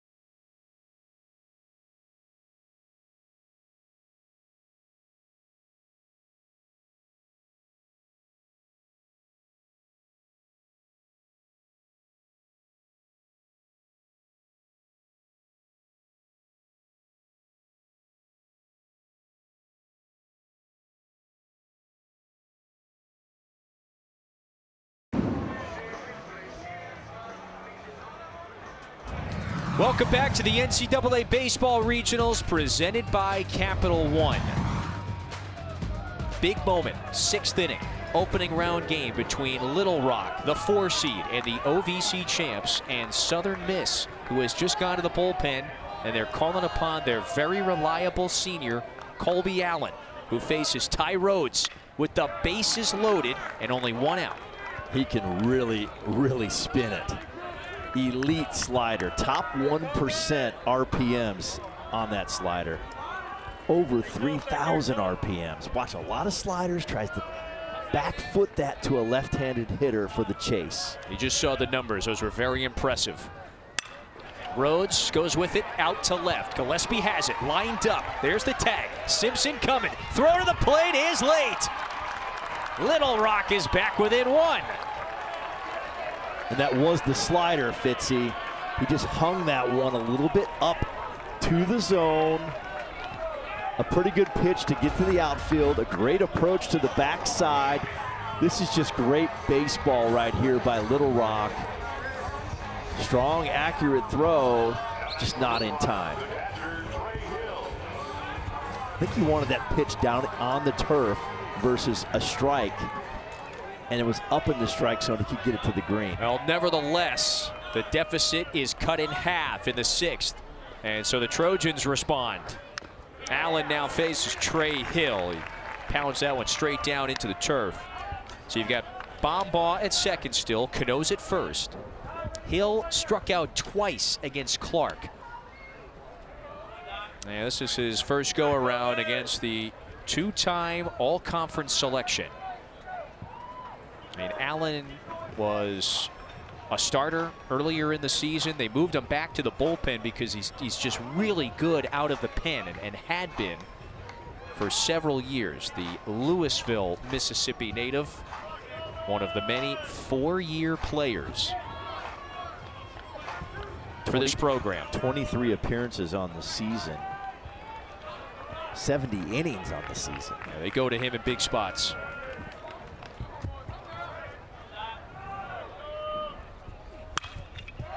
Up in the air. Russo lining it up near the dugout, and he makes the catch. He's got cameras, photographs, everything. And so, by the way, was he in the dugout when he made that catch? I believe that spot is considered a camera well. Yep, this is a very important one. Russo is shaking his head.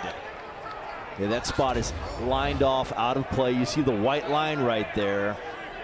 Watch Russo step on the white line inside that box, and that's out of play. You know, and the view is a little blocked, but you had the umpire right on top of that play. So nevertheless, Southern Miss gets out of it anyway. The Trojans get one back.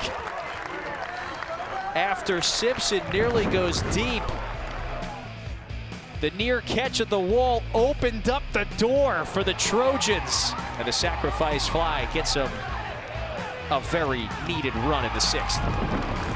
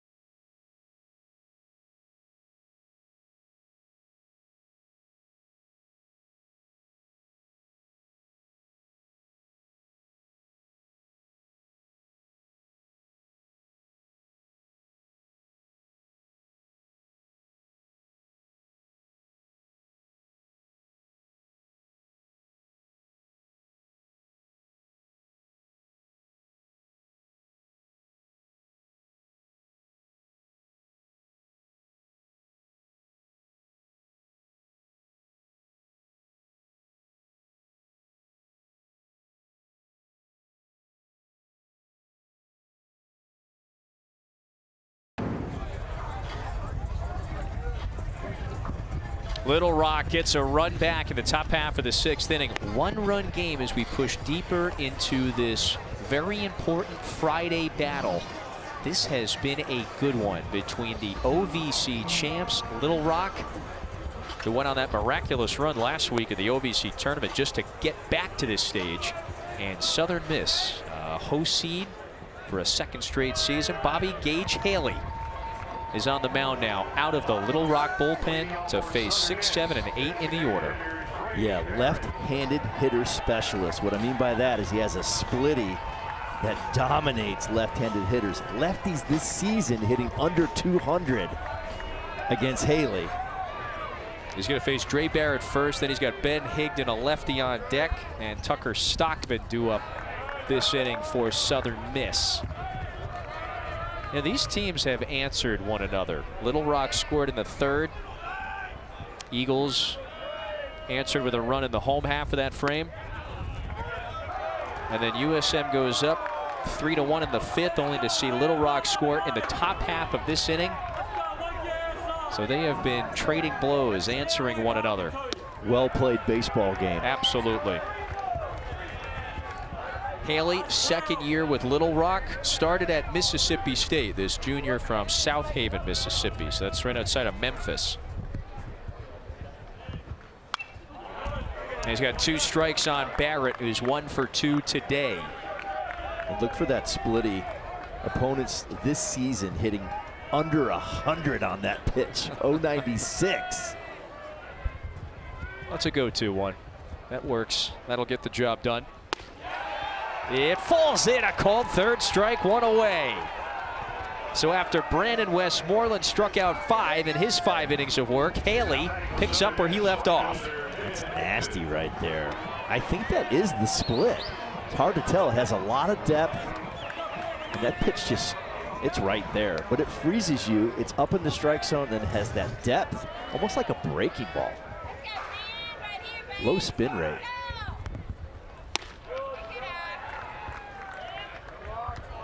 So now Ben Higdon will have to deal with it.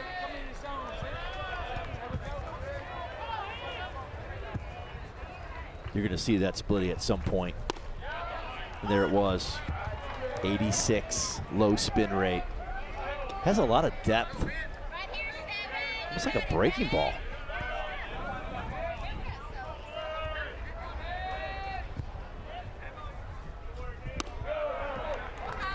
Beautiful day here, Fitzy. The weather looking good. So far, we got to keep it that way. It was a little wet yesterday. Matter of fact, it rained for essentially most of the day. The teams were forced to get their practice day in off-site. All clear today in Baseburg, as they affectionately refer to it here in Hattiesburg. 2-2 from Haley. It's hit hard, but right to Chaplin. 2 quick outs. That's a splitty down in the strike zone. Hard to get that pitch off the ground if you're hitting. Just hard to get beneath that pitch with such dive and depth and tilt to that. It's almost like a breaking ball. He's developed really nicely. Last year, pitched 22 times, more than 40 innings for Chris Curry. Hitters, they hit 333 against him a year ago. This season, 230 overall. And as you mentioned, the lefties have really struggled against him. Stockman 0 for 2 today. You know, think about it. Outside of 2 big blasts, Westmoreland and now Haley done a solid job navigating this order. Swing, that one is hit hard. Simpson has it lined up. 1-2-3 inning for Haley and the Trojans. Done with 6. Competitive opening round game at Hattiesburg.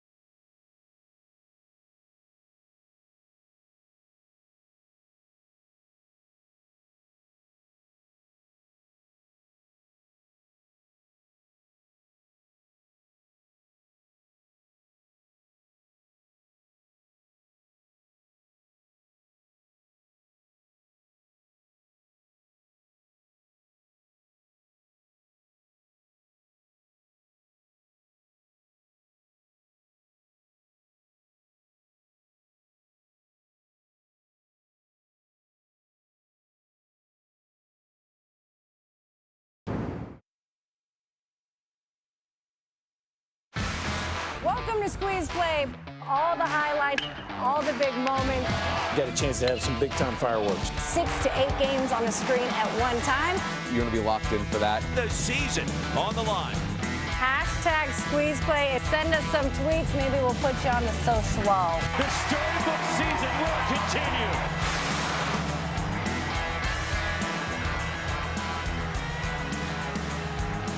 Our infamous, at this point, Squeeze Play coverage, taking you from site to site, coast to coast, 64-team field. We will whittle down to 16 by Monday.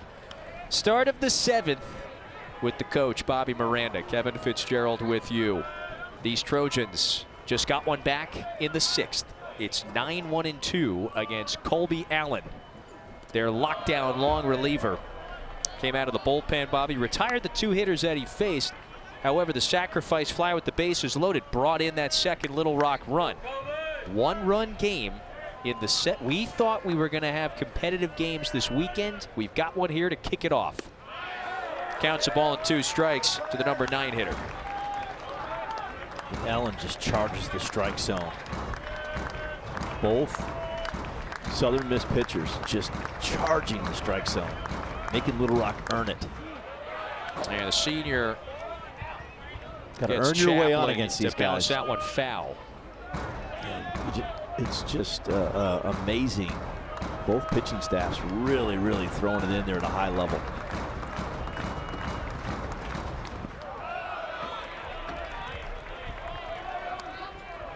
When this season started for Southern Miss, Ostrander was very candid about the fact he believed the strength was going to be the pitching and the depth that they had. It unfolded that way. Oh, no chance there. Chaplin looked foolish. One away. Well, you have to honor that great breaking ball by Colby Allen, and then it's fastball 92 down in the strike zone. Emergency hack right there. Just couldn't get the barrel to the ball. You know, and Chaplin's a good hitter, but that time, yeah, just was off balance. 4 strikeouts for Clark, 1 more for Allen. That's why with 2 strikes, Fitzy, you don't want to guess. You just want to have an approach through the middle or to the backside. Look for maybe a lane of where you want to see the ball up or down or out. The guessing gets you in between, puts you in that situation we just saw. Lopez hits this one hard down the line. It's fading towards the wall. One hops the fence. It's now a 3-hit day for Journey Lopez. And a big base runner now for the Trojans in scoring position. And this is a 92-mile-an-hour fastball. Lopez turns on it. This ball's down and in. Like that top hand. Look at that top hand get through that pitch. And he pulls it into the corner. One hops the wall. It's just good hitting on a fastball down and in. Now this junior from the Dominican Republic, what a debut year in Little Rock it has been. Cade Smith charges this one out to center. Lopez made that base running mistake a couple innings ago. Does not tag here. That's a seed from Urban in center. That's a hand cannon from Urban in center field. We saw him hitting at the plate, showing a strong arm in the outfield. Smile, by the way. He knows it. And that is a hand cannon, young man. On the money, too. I think they have really enjoyed having him here for a couple of years in Hattiesburg.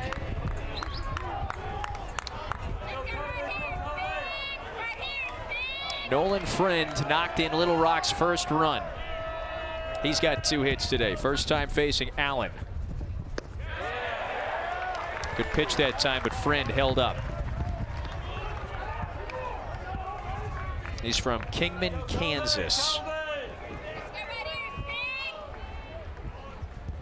He puts the ball into play, rarely strikes out. Landed on the all-conference team in his first season after coming over from junior college in Kansas. Remember now, Lopez has 15 stolen bases on this season.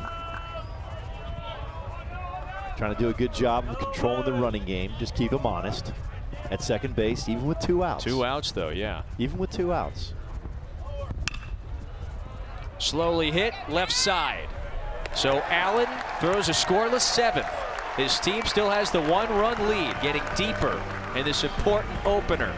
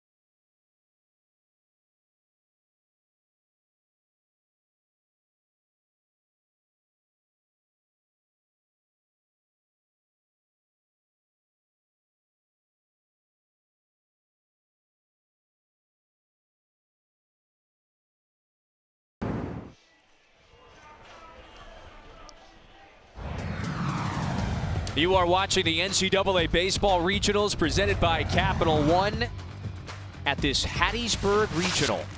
Southern Miss leads Little Rock 3-2. Bobby, double elimination format. You can take 1 loss, a second ends your season. After 6 or 7 games, we're going to have 1 team left standing as our regional winner. And the number 9 national seed, here is Southern Miss. Thrived, flourished all year long. A 10th straight 40-plus win season when you remove that 2020 canceled year. Sun Belt Championship, they won the regular season title, won the conference tournament championship. They are hosting this regional round for a 2nd straight year. This program continues to thrive, and here they are with a 1-run lead late in this one.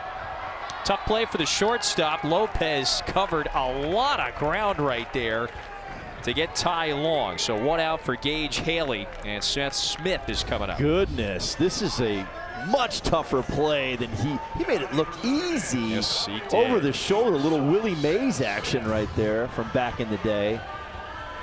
Chris Curry was bragging on his defensive skill set. He showed it off right there. He is just amazing out there. Has that Latin shortstop. So many great players from Latin America. And he's one of them right here in this tournament. He's got a 3-hit day, scored a run earlier, so he has been on base. And he has done it with the glove. Smith 2 for 3 today as well. It's a multi-hit game for the junior from Mobile. To your point, Fitzy, this is a dogfight. You were talking about the battle that we're in right here. 3-2 in the 7th against the 9th seed in this tournament. There are a number of fairly close games that are unfolding right now. Kansas, a national seed and a host seed for the first time in program history in a 1-run game against Northeastern in the 6th. This game here in Hattiesburg, a good 1-run affair. And look at the pitching today. Southern Miss batters 0 for 6 with runners in scoring position. Troy batters 2 for 7. Pitchers making big pitches when they need to in this game. That's why it's a low-scoring contest. 3-2 here in the 7th. Swing and a miss, and there's 2 out. And coming up is the man who is responsible for putting the home team in front. Had that mammoth blast. Couple innings to go. Yeah, watch his technique. He has what's called a rhythm toe tap right here. Watch his left leg, toe tap, load, and fires his hands through the middle of the field, gap-to-gap approach. That's a very, very high-level stroke. Just unloaded on that pitch. Hit it 450 feet. And no kidding, bounced it off the light tower in left center. And oh, by the way, showed off his hand cannon bazooka from center field last inning. What is Bobby? That's the tower, by the way, that he dented. Bobby, what do you like more? Do you like a rhythm toe tap or a hand cannon more? I'd like a hand cannon. He likes duo. It's a little tight. You can show that thing off from the time you're a little kid. You have a hand cannon. I mean, it's pretty impressive.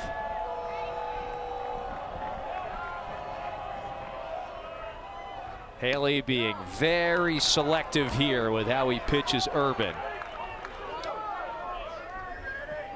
Look at the wind howling out of here. Yeah, it's blowing out.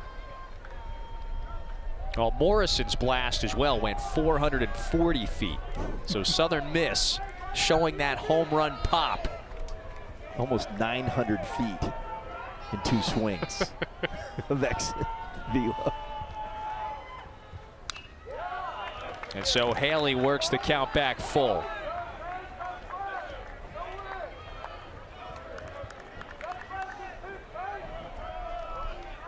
I like that. You see how he choked up right there? He came off the knob, old school. Just wants to put the ball in place. See where his hands are, off the knob. Breaking pitch, little up and in. It was tight, and so Urban does work the 2-out walk. And remember, he has 36 walks, 39 Ks. I mean, he's even Steven pretty much. K to walk.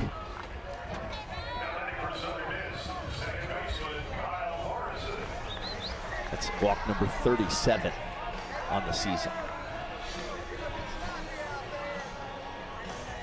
Boy, the early action on this Friday of regional weekend has been very tense and competitive.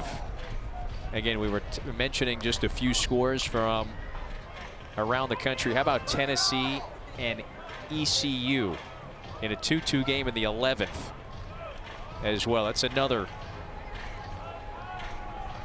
very impressive game. Kentucky defeating Wake Forest 6-5. And we have got a number of just really close games. Liberty defeating Boston College 4-3. Got a number of just really competitive games very early in the day here. And here we are, 3-2 in the 7th. Here's Morrison. Attacks the first pitch and bounces that one foul. Well, everybody's number ones are throwing. So you would think there'd be some competitive low-scoring games, one-run games, tight baseball games. This one has been awesome so far. Morrison's homer in the 3rd tied the score after Little Rock plated a run first. After Urban's homer, it was a 3-1 game. Little Rock got one back in the top half of the 6th.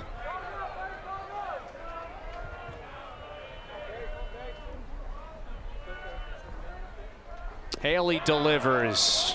Excellent pitch, gets Morrison flailing. Good breaking ball. Lots of depth right there. And remember, Higdon hitting over 415 in the last 2 weeks. I mean, he has been the hottest hitter in the Southern Miss lineup. 10 RBIs in the last 2 weeks. Pointed that out earlier to you, Fitzy. He had 42 on the season, 10 in the last 2 weeks.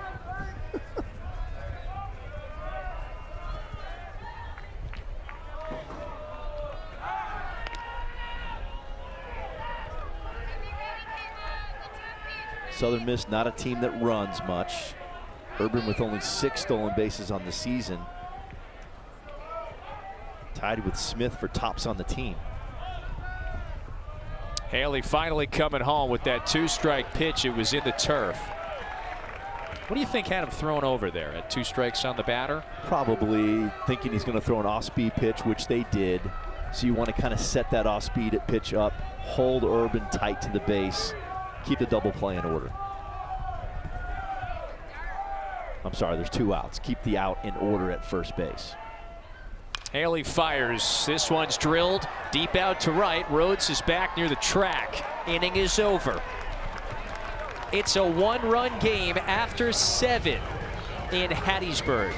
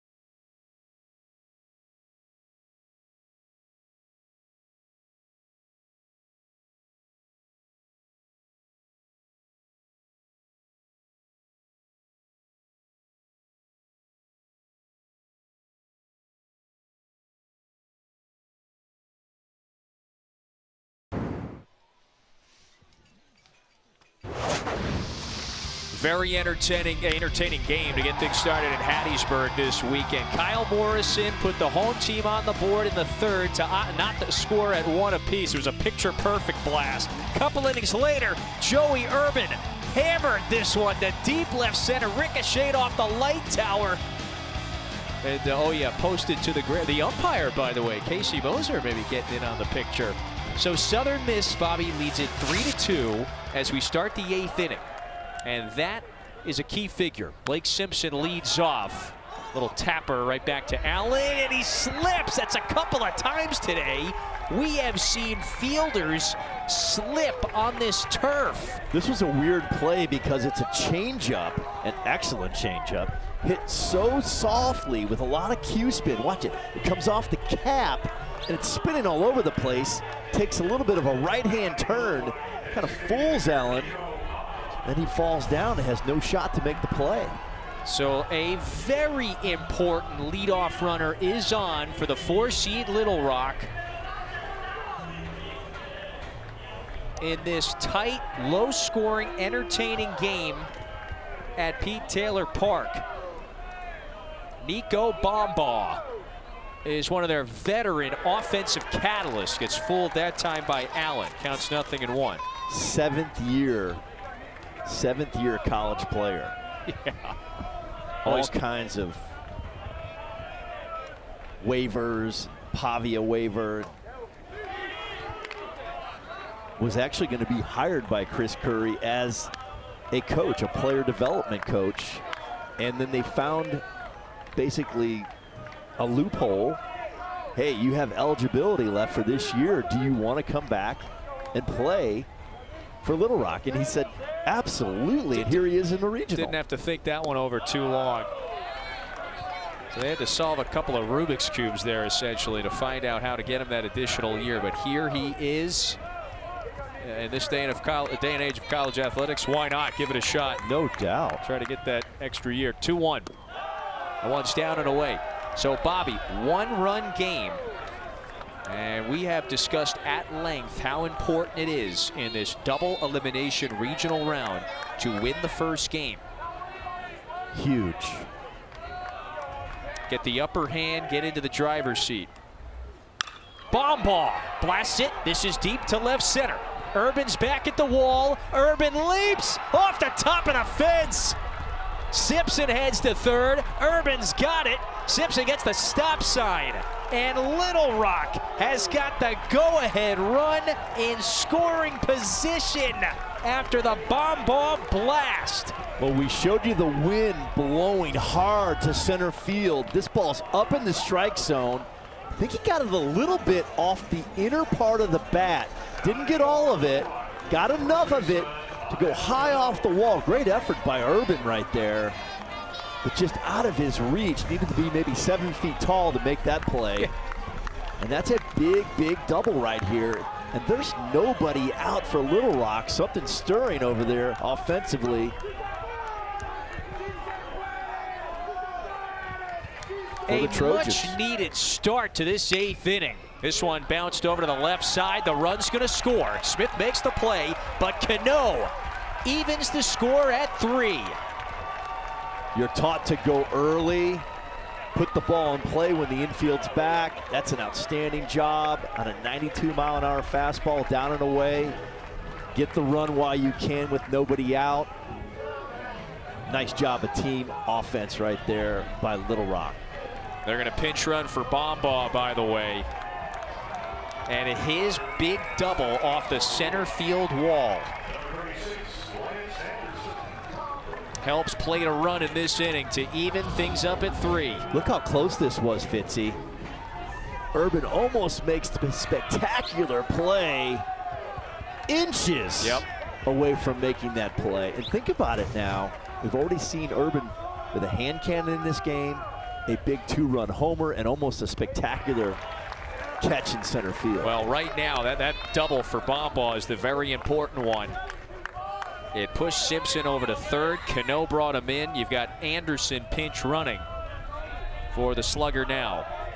Ty Rhodes, 7-hitter. Behind in the count, 0-2. There's that power breaking ball from Allen. A lot of depth on that pitch. Allen is trying to tighten up here after giving up those 2 hits to begin the inning. 0-2.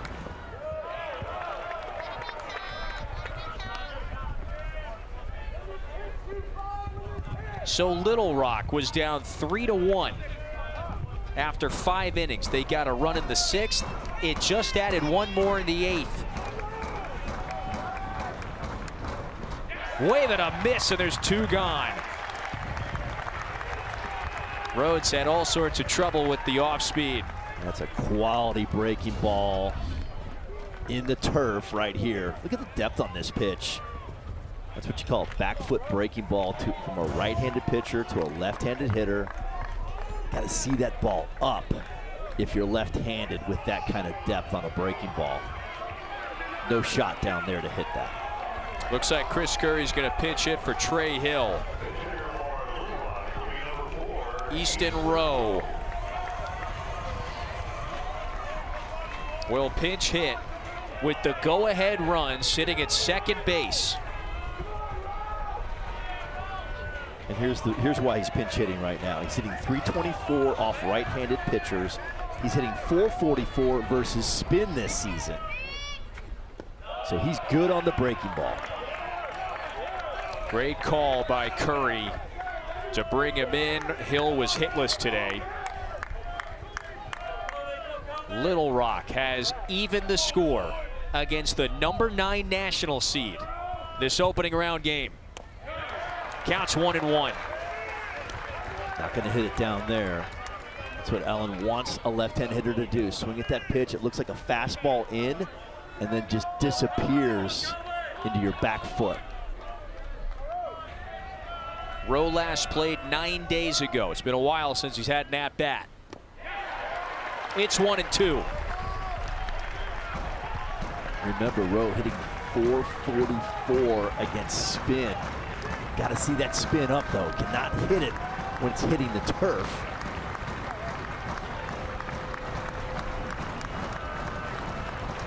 One-two.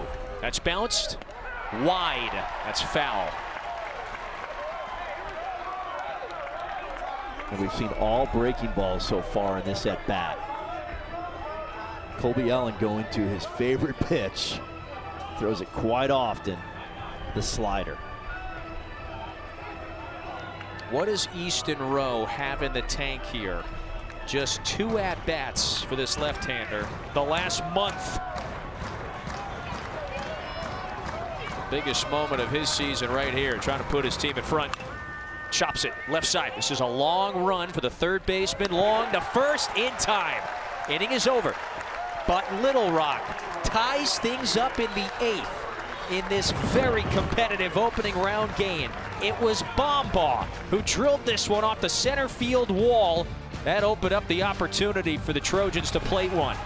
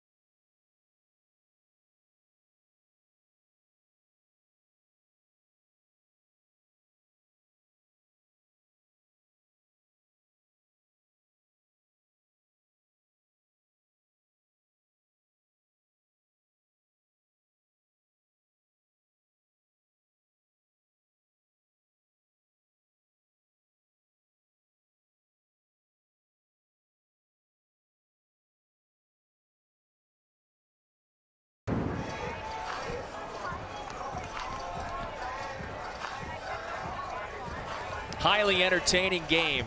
Opening round battle in Hattiesburg between Little Rock and the #9 national seed Southern Miss. These Trojans, who everybody remembers what they did last year in Baton Rouge, they have clawed their way back and evened the score. It's 3-all.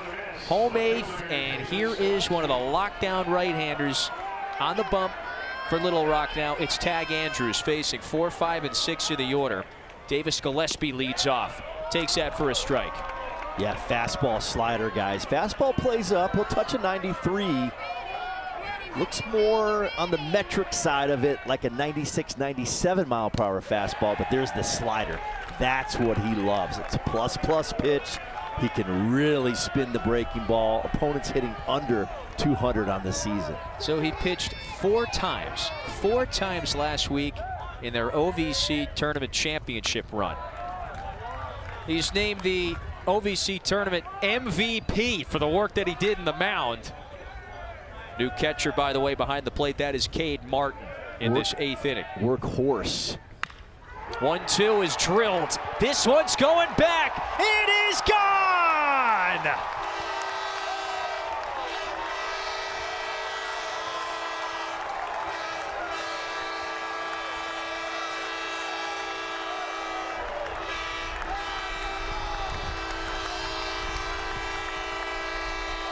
Gillespie with a dramatic 8th inning go-ahead homer.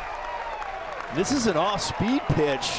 I want to take a look at it again right here to see the location of the pitch. And that's a slider. That's his go-to pitch. Down in the strike zone below the belt. And Gillespie gets beneath it with backspin, and that ball just disappeared into the trees. Wow. A clutch late game homer. And all 4 of the Southern Miss runs, they have scored on the homers. And you think about it. They brought him in to throw the slider. They throw the slider down, and Gillespie just wears it out into the trees.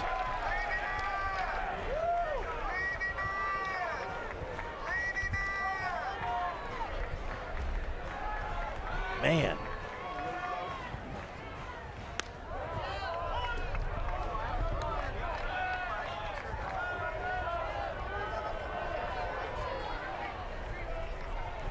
+42 innings this year for Andrews. Just the third homer that he allowed this season. And for Gillespie, it's as clutch as it gets. One gone in the 8th inning. Look at the pitch he attacks. Yeah, watch it right here. It's not that bad of a pitch. It's down and away. Gillespie stays through with extension. It hits it with backspin into the trees. I mean, he got out of here in a hurry. For Gillespie, his 14th blast of the year. And that was one of the characteristics of this Southern Miss team, their home run pop. 80 plus on the year. So the three, how about this one, by the way? The 3 top home run hitters, 1, 2, and 3 on the team for Southern Miss, all go yard today. Morrison, then Urban, and Gillespie. They like scoring on the big hit, the long hit, the bomb. And so it's a 1-run lead. Again, the key word today in this game has been the response. Little Rock has responded. Southern Miss shows it could do the same. The immediate response. Immediately, yes. Most occasions today, Little Rock or Southern Miss, they have responded right after the other has scored. So the count runs full to Dre Barrett. You know, this tournament is only, what, 3-4 hours old. We're just getting started on Friday morning, afternoon. And add this to the list of many tight 1-run competitive games in the opening round. Wide throw, but that's the second out. And Ben Higdon will hit in a moment. Later today, we've got Virginia and Jacksonville State. So that'll be 6 local time, 7 Eastern, right here in Hattiesburg. And the winners of these 2 games will meet in that very important Saturday battle that determines who goes to the regional final with the upper hand. What a matchup tonight. Virginia, that storied program, 2015 national championship. Yep. Chris Pollard coming from Duke to take over the Virginia program. Ryan O'Connor going to Mississippi State, not far up the road from here.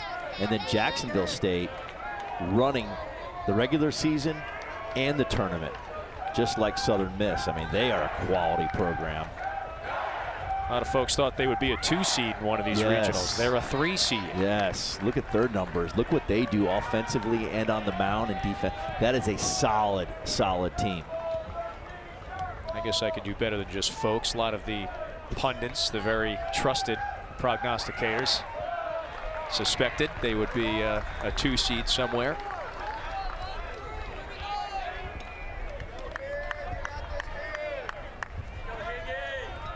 So look at how this one has turned in the 8th. Little Rock is going to come to the plate in the 9th inning. That's nasty. Down to their final 3 outs, essentially, after Southern Miss swings in front. See if they can have an immediate response like we've had back and forth throughout this baseball game. So Andrews, after that great pitch, has got 2 strikes on Higdon. Here it comes. Swing and a miss, and the inning is over. However, is the Gillespie homer going to be the critical blast for Southern Miss today? That ball was hammered. It was down in the strike zone. It got out of here in a hurry. Huge knock for Southern Miss here in the 8th.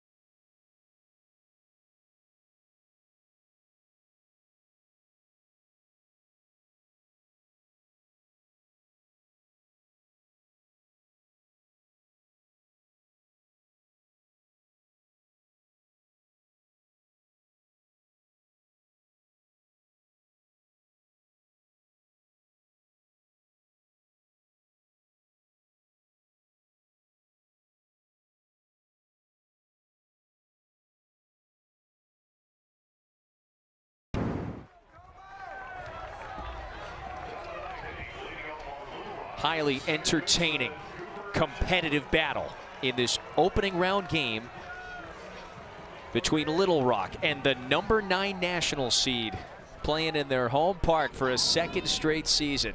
They've got the upper hand. Colby Allen begins the 9th. They're 3 outs away from going to that winner's game tomorrow. However, for a second straight inning, Little Rock has got the leadoff man on. Cooper Chaplin with a little bouncer through the right side. And when you get that leadoff man on, you're in that dugout thinking, hey, we can put together a big inning right now. There's been 0 big innings in this baseball game. 1s and 2s, 3s. Whoever gets that kind of separation could really take a commanding, like, hey, shut this game down and move on from here. But instead, we've had a great one. Little Rock led 3-2 at the start of the 8th, and the Trojans, an inning ago, got the leadoff man on and scored him, only to see the home team and Davis Gillespie blast that solo shot to go back up by a run. Which was a 2-strike home run. The game's all about 2-out hitting and 2-strike hitting. It always comes down to that, seemingly. It's the top of the order now at the plate. Jordy Lopez takes that for a strike. Remember a year ago, Southern Miss, a national seed, they lost their opening round game on Friday to the 4 seed, Columbia. That ultimately did them in. They did not advance out of their regional. Yeah, Miami came out. Yep, ultimately made the final. However, they were eliminated here at their park. That has left a sour taste in their mouths. And so talking to a number of the players yesterday, a lot of them referenced that. We still remember how last year started. We were a little amped. We feel more confident, secure going into this year's run. They've got the 9th inning lead. 1-2, and the count evens. Lopez, by the way, a 3-hit day. Yeah, I really like Lopez. Both sides of the ball, defensively and offensively. Scrappy. He's going to hit this good slider right here, or they'll go fastball in. It's another slider. 85 with serious depth on that pitch. He's got a good one. He's throwing to the bunch to Lopez in this at bat. Can really spin it. They've got the leadoff man on. That is the potential tying run in Chaplin over at first. 9 stolen bases Chaplin has on the season. Allen fires. That is yanked. It's foul. Lopez, who has doubled twice today, nearly had extra bases again down the line. And you see Tai Long hugging the line, preventing a double. There are no doubles defense on the infield. So many competitive games right out of the chute on this Friday opening round. One right here in Hattiesburg. Lopez lines it down the line, long run, it's foul.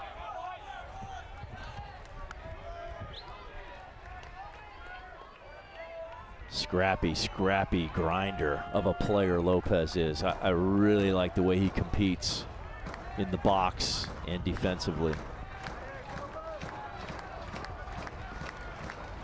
8th pitch of the at-bat. And the count has gone full. And this will be interesting right here to see if Little Rock elects to move the runner, get in motion right here on the 3-ball count. There he goes. That's a swing and a fly. Back towards the track. Gillespie up against the wall, has just enough room. And there's 1 out. Wow, that ball was hit under 90 miles an hour and makes it almost to the wall. That's how well the ball's carrying to left field. Bobby, take a look. Southern Miss unbeaten this year when leading after 8 innings. 32-0. It's pretty good. Look at that, 102-2. under Coach. 102-2 under Coach Ostrander. Are you kidding me? 102-2. Leading after the 7th. Cade Smith is their all-conference center fielder. Swings at the first one. Tattoos it. Deep center. There it goes. Off the top of the fence. Urban plays it. A stop sign at third. Throw to second. And Smith is in safe. A huge blast off the center field wall. Nearly got out of here. And the go-ahead run for Little Rock, the 4 seed out of the OVC, is in scoring position with 1 out. Yeah, this ball is right down the middle, center cut, a beautiful hack. Thought this ball had a chance to get out of here with the way the wind was blowing. You can see it right here off the top of the wall, inches from a home run. Urban gets it in quick. Take a look at Chaplin right here. He's taking a look. He sees it, and he's going immediately. That ball was just hammered, and Urban did a great job of getting the ball in. They had to go stop sign. Now you have 1 out, second and third for Little Rock. Oh, man. Are they doing it again? A year ago in Baton Rouge, they nearly pushed the national seed LSU out of the tournament this regional weekend. And here on day 1, again, a year later, they have got a chance to go in front against the Southern Miss team, the national seed. And coming to the plate is the number 3 hitter, Nolan Friend. We talked about the first big inning wins the game. 1 swing away from a big inning right now is Little Rock.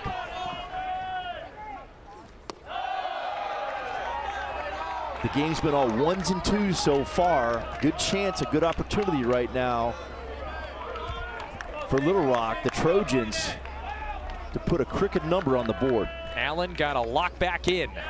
Off speed, gets Friend swinging through it. Count evens.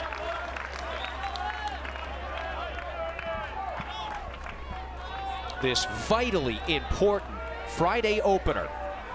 Southern Miss with a lead. Go-ahead runs at second. Fitzy, Friend hitting .274 off spin this season. .373 off hard. You're going to see a lot of breaking balls from Allen. We've seen them already in this contest. I think Coach Curry wants to talk to him about a plan of attack here against that slider. What's the discussion? Yeah. Try to let it look for a lane up. We've seen the slider bounced. We've seen Little Rock hitters chase that slider. You've got to see that up in the strike zone. Your energy needs to be going through the middle of the field to the backside. Move your target, move your foul pole as your target to center field and stay through the middle. Don't try to pull it.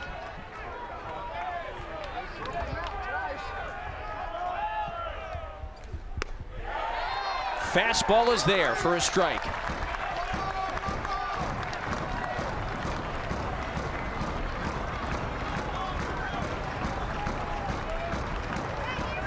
Chaplin tying run at third. Smith potential go-ahead run at second. Allen delivers. It gets by Stockman. Here comes Chaplin. We are tied again.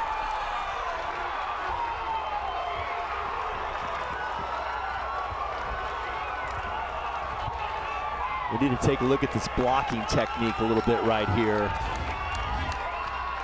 Yep, he's on a knee and he puts the kickstand out. A lot of times when you see that in college baseball, starting on the knee to steal pitches, but with a man on third, you can't move. Old school, you're on 2 feet, you can get your glove down easier, you can move and angle that ball back toward the plate. We see this a lot in the college game, on the knee now. Here's a 3-2 at the infield, and it's through the middle, a base hit for Friend, and it puts Little Rock in front. 5-4 in the 9th.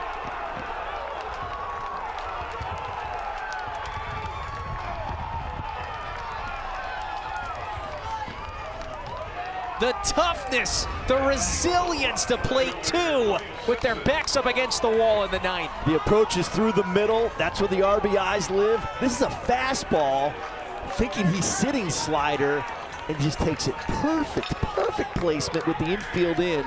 through the middle of the field. That's where the RBIs live. And Little Rock just put on a clinic right there. Now it's Blake Simpson who drills this one deep out to the gap in right center. It is gone!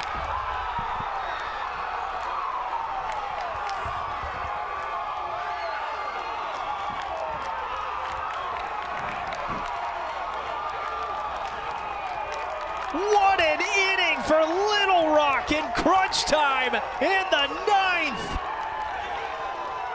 We talked about if one team can get a big inning, get away from the 1s and 2s, they can win this baseball game. That is a big inning right there for Little Rock, who's now up 7-4, just like that. Wow. Simpson just turns on this fastball, center cut. This ball was smoked, almost 400 feet at 102 off the barrel into the right center gap on a line.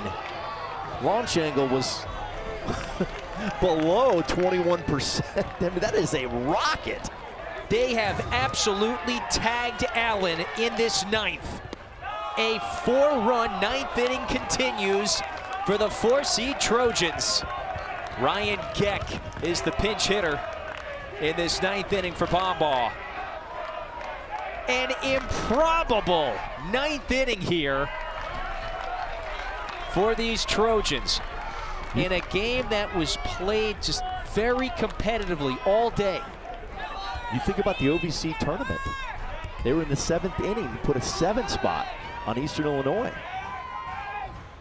It's a great point. They had several come from behind wins late in that tournament to clinch their berth in this regional round, and they are making the most of it.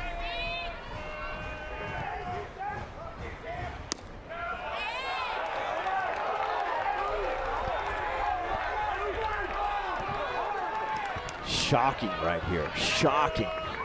Absolutely in the 9th is. inning. Yeah, Allen has been one of their lockdown guys all year. Fires at 2-2. There's the second out.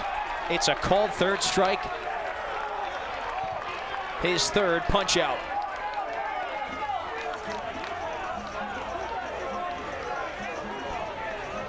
It's his good pitch right there. It's a quality slider. These last couple innings, Bobby, have been exhilarating. Craziness. Craziness here at the Pete. This is Cano. Knocked in a run in the 8th inning. Fouls that one hard down the line. Now, the run that Cano brought in the 8th, even the score at 3. What does Southern Miss do in the home half? They go deep.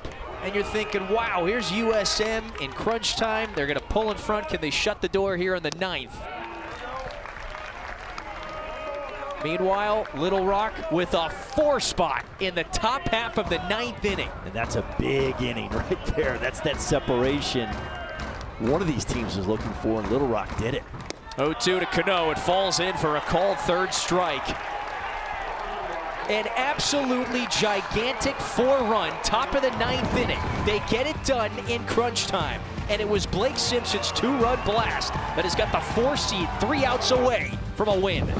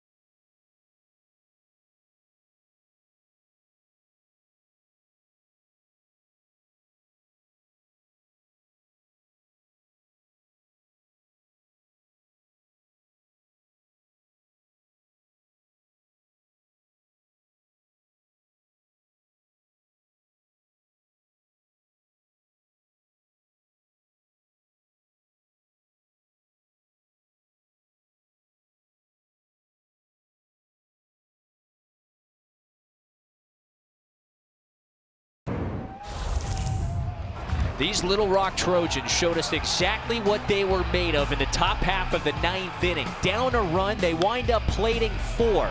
A wild pitch brought in the tying run, and then Friend's base hit put them up by 1. Blake Simpson's 2-run blast busted it open. And so the 4 seed out of the OVC, after that miraculous, outrageous run in the OVC tournament last week just to get to this stage, they are showing that we got nothing to lose. They're up 3. And Bobby, they are now 3 outs away from pulling the rug out from underneath the national seed here in the bottom of the 9th. Andrews back on the mound. He faces 8, 9, and 1 in the Southern Miss order. Huge moment right here. Have to get the leadoff hitter out. You're up 3. Tucker Stockman did go around. Counts 1 and 2. Ahead in the count. Attack the strike zone. That's what you're thinking if in a Little Rock dugout and on the mound.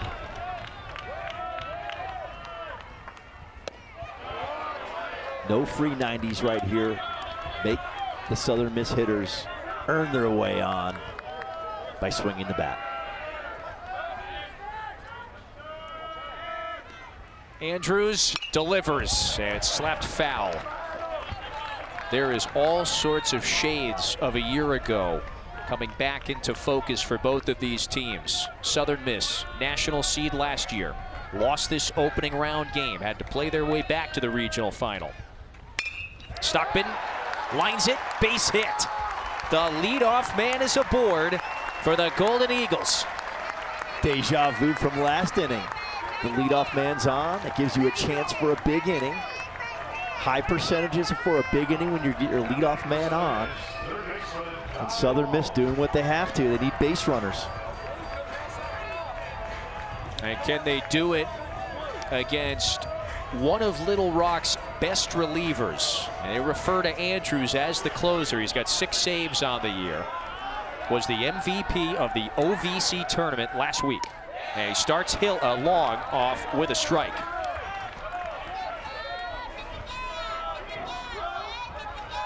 The late innings of this game have unfolded like a gripping movie.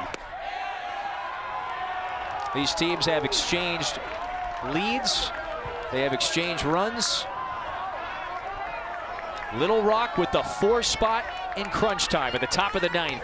They're up 3.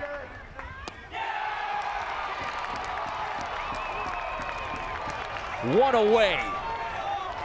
Long goes down on strikes. That's a 2-strike chase right here. Look at this breaking ball. Look at the depth on that pitch. He's got a good one.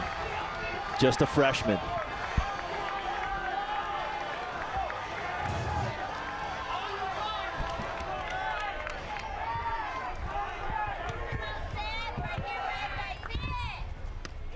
First pitch to Seth Smith is in for a strike. This is Southern Miss's leadoff hitter, the junior from Mobile.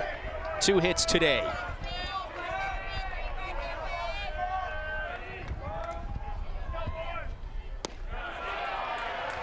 He's probably going to see that slider at some point in a big moment during this at bat. Smith hitting .222 on the season versus spin.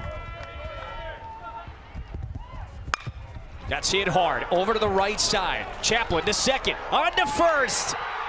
Double play, ball game over. The 4 seed in the Hattiesburg Regional with a come from behind 7-4 win over the national seed Southern Miss to set the tone at Pete Taylor Park. The gritty Little Rock Trojans. You talk about a tough team.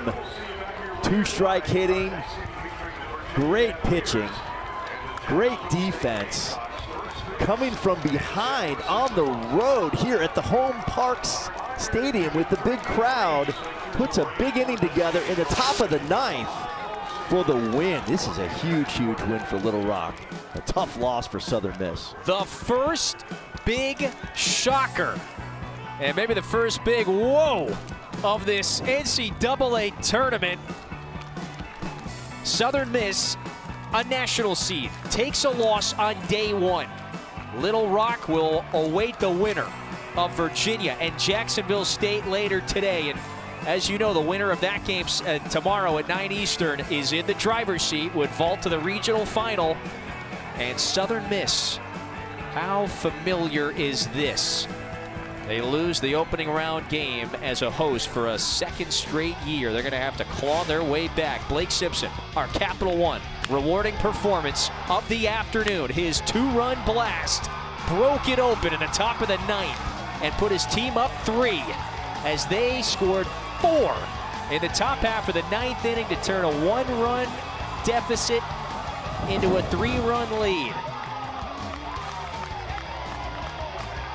Just an improbable finish for this Little Rock program that just continues to roll. We've got Blake with us now. Blake, heck of a finish for you and this team. Let's go right to the ninth inning. How did it feel? What were the vibes like? How did you guys rally and score 4 with your backs up against the wall in the ninth? Hey, we can fight, so it was just taking it one at-bat at a time. We were trying to have quality at-bats, and I just happened to get the big swing, but it was a good job by the top of our order to get on for me, and yeah. Blake, what was your approach in that at-bat? You just jumped on a fastball right there. It looked like it was center cut. Take us through the at-bat and your approach. They were throwing me off speed all day, so I knew that the fastball would come eventually, and I just tried to put a good swing through center field and happened to hit the barrel. So you crushed that. Had to feel really good. It was a line drive that got out of here in a hurry. So what's it feel like in the dugout right now? The boys are fired up. Can't wait to join them here. They're fired up. Blake, this has been an incredible run. You guys played those you won all the elimination games last week. You start this regional. I mean, coach has said it. We're playing with nothing to lose. Exactly. Is that what it feels like right now for this team? Pretty much. I mean, we don't have any stress or nothing. We're just out here balling. Chip in a chair. Yes, you guys will await the winner of Virginia and Jacksonville State later today. You'll play them tomorrow. You've got the upper hand there in that winner's game tomorrow. Great stuff in the ninth inning. Yes, Thanks sir. for doing this. Appreciate Good luck the rest of the weekend. Congratulations, Blake. Thank you. Appreciate it. The first big wow moment early in this Friday opening round of regional weekend. The 4-seed Little Rock, who pushed LSU to the brink last year in their regional. They start this year off with a win. Hope you enjoyed it. We did. For Bobby and the crew, I'm Kevin. So long for now. Virginia, Jacksonville State coming up later tonight in Hattiesburg.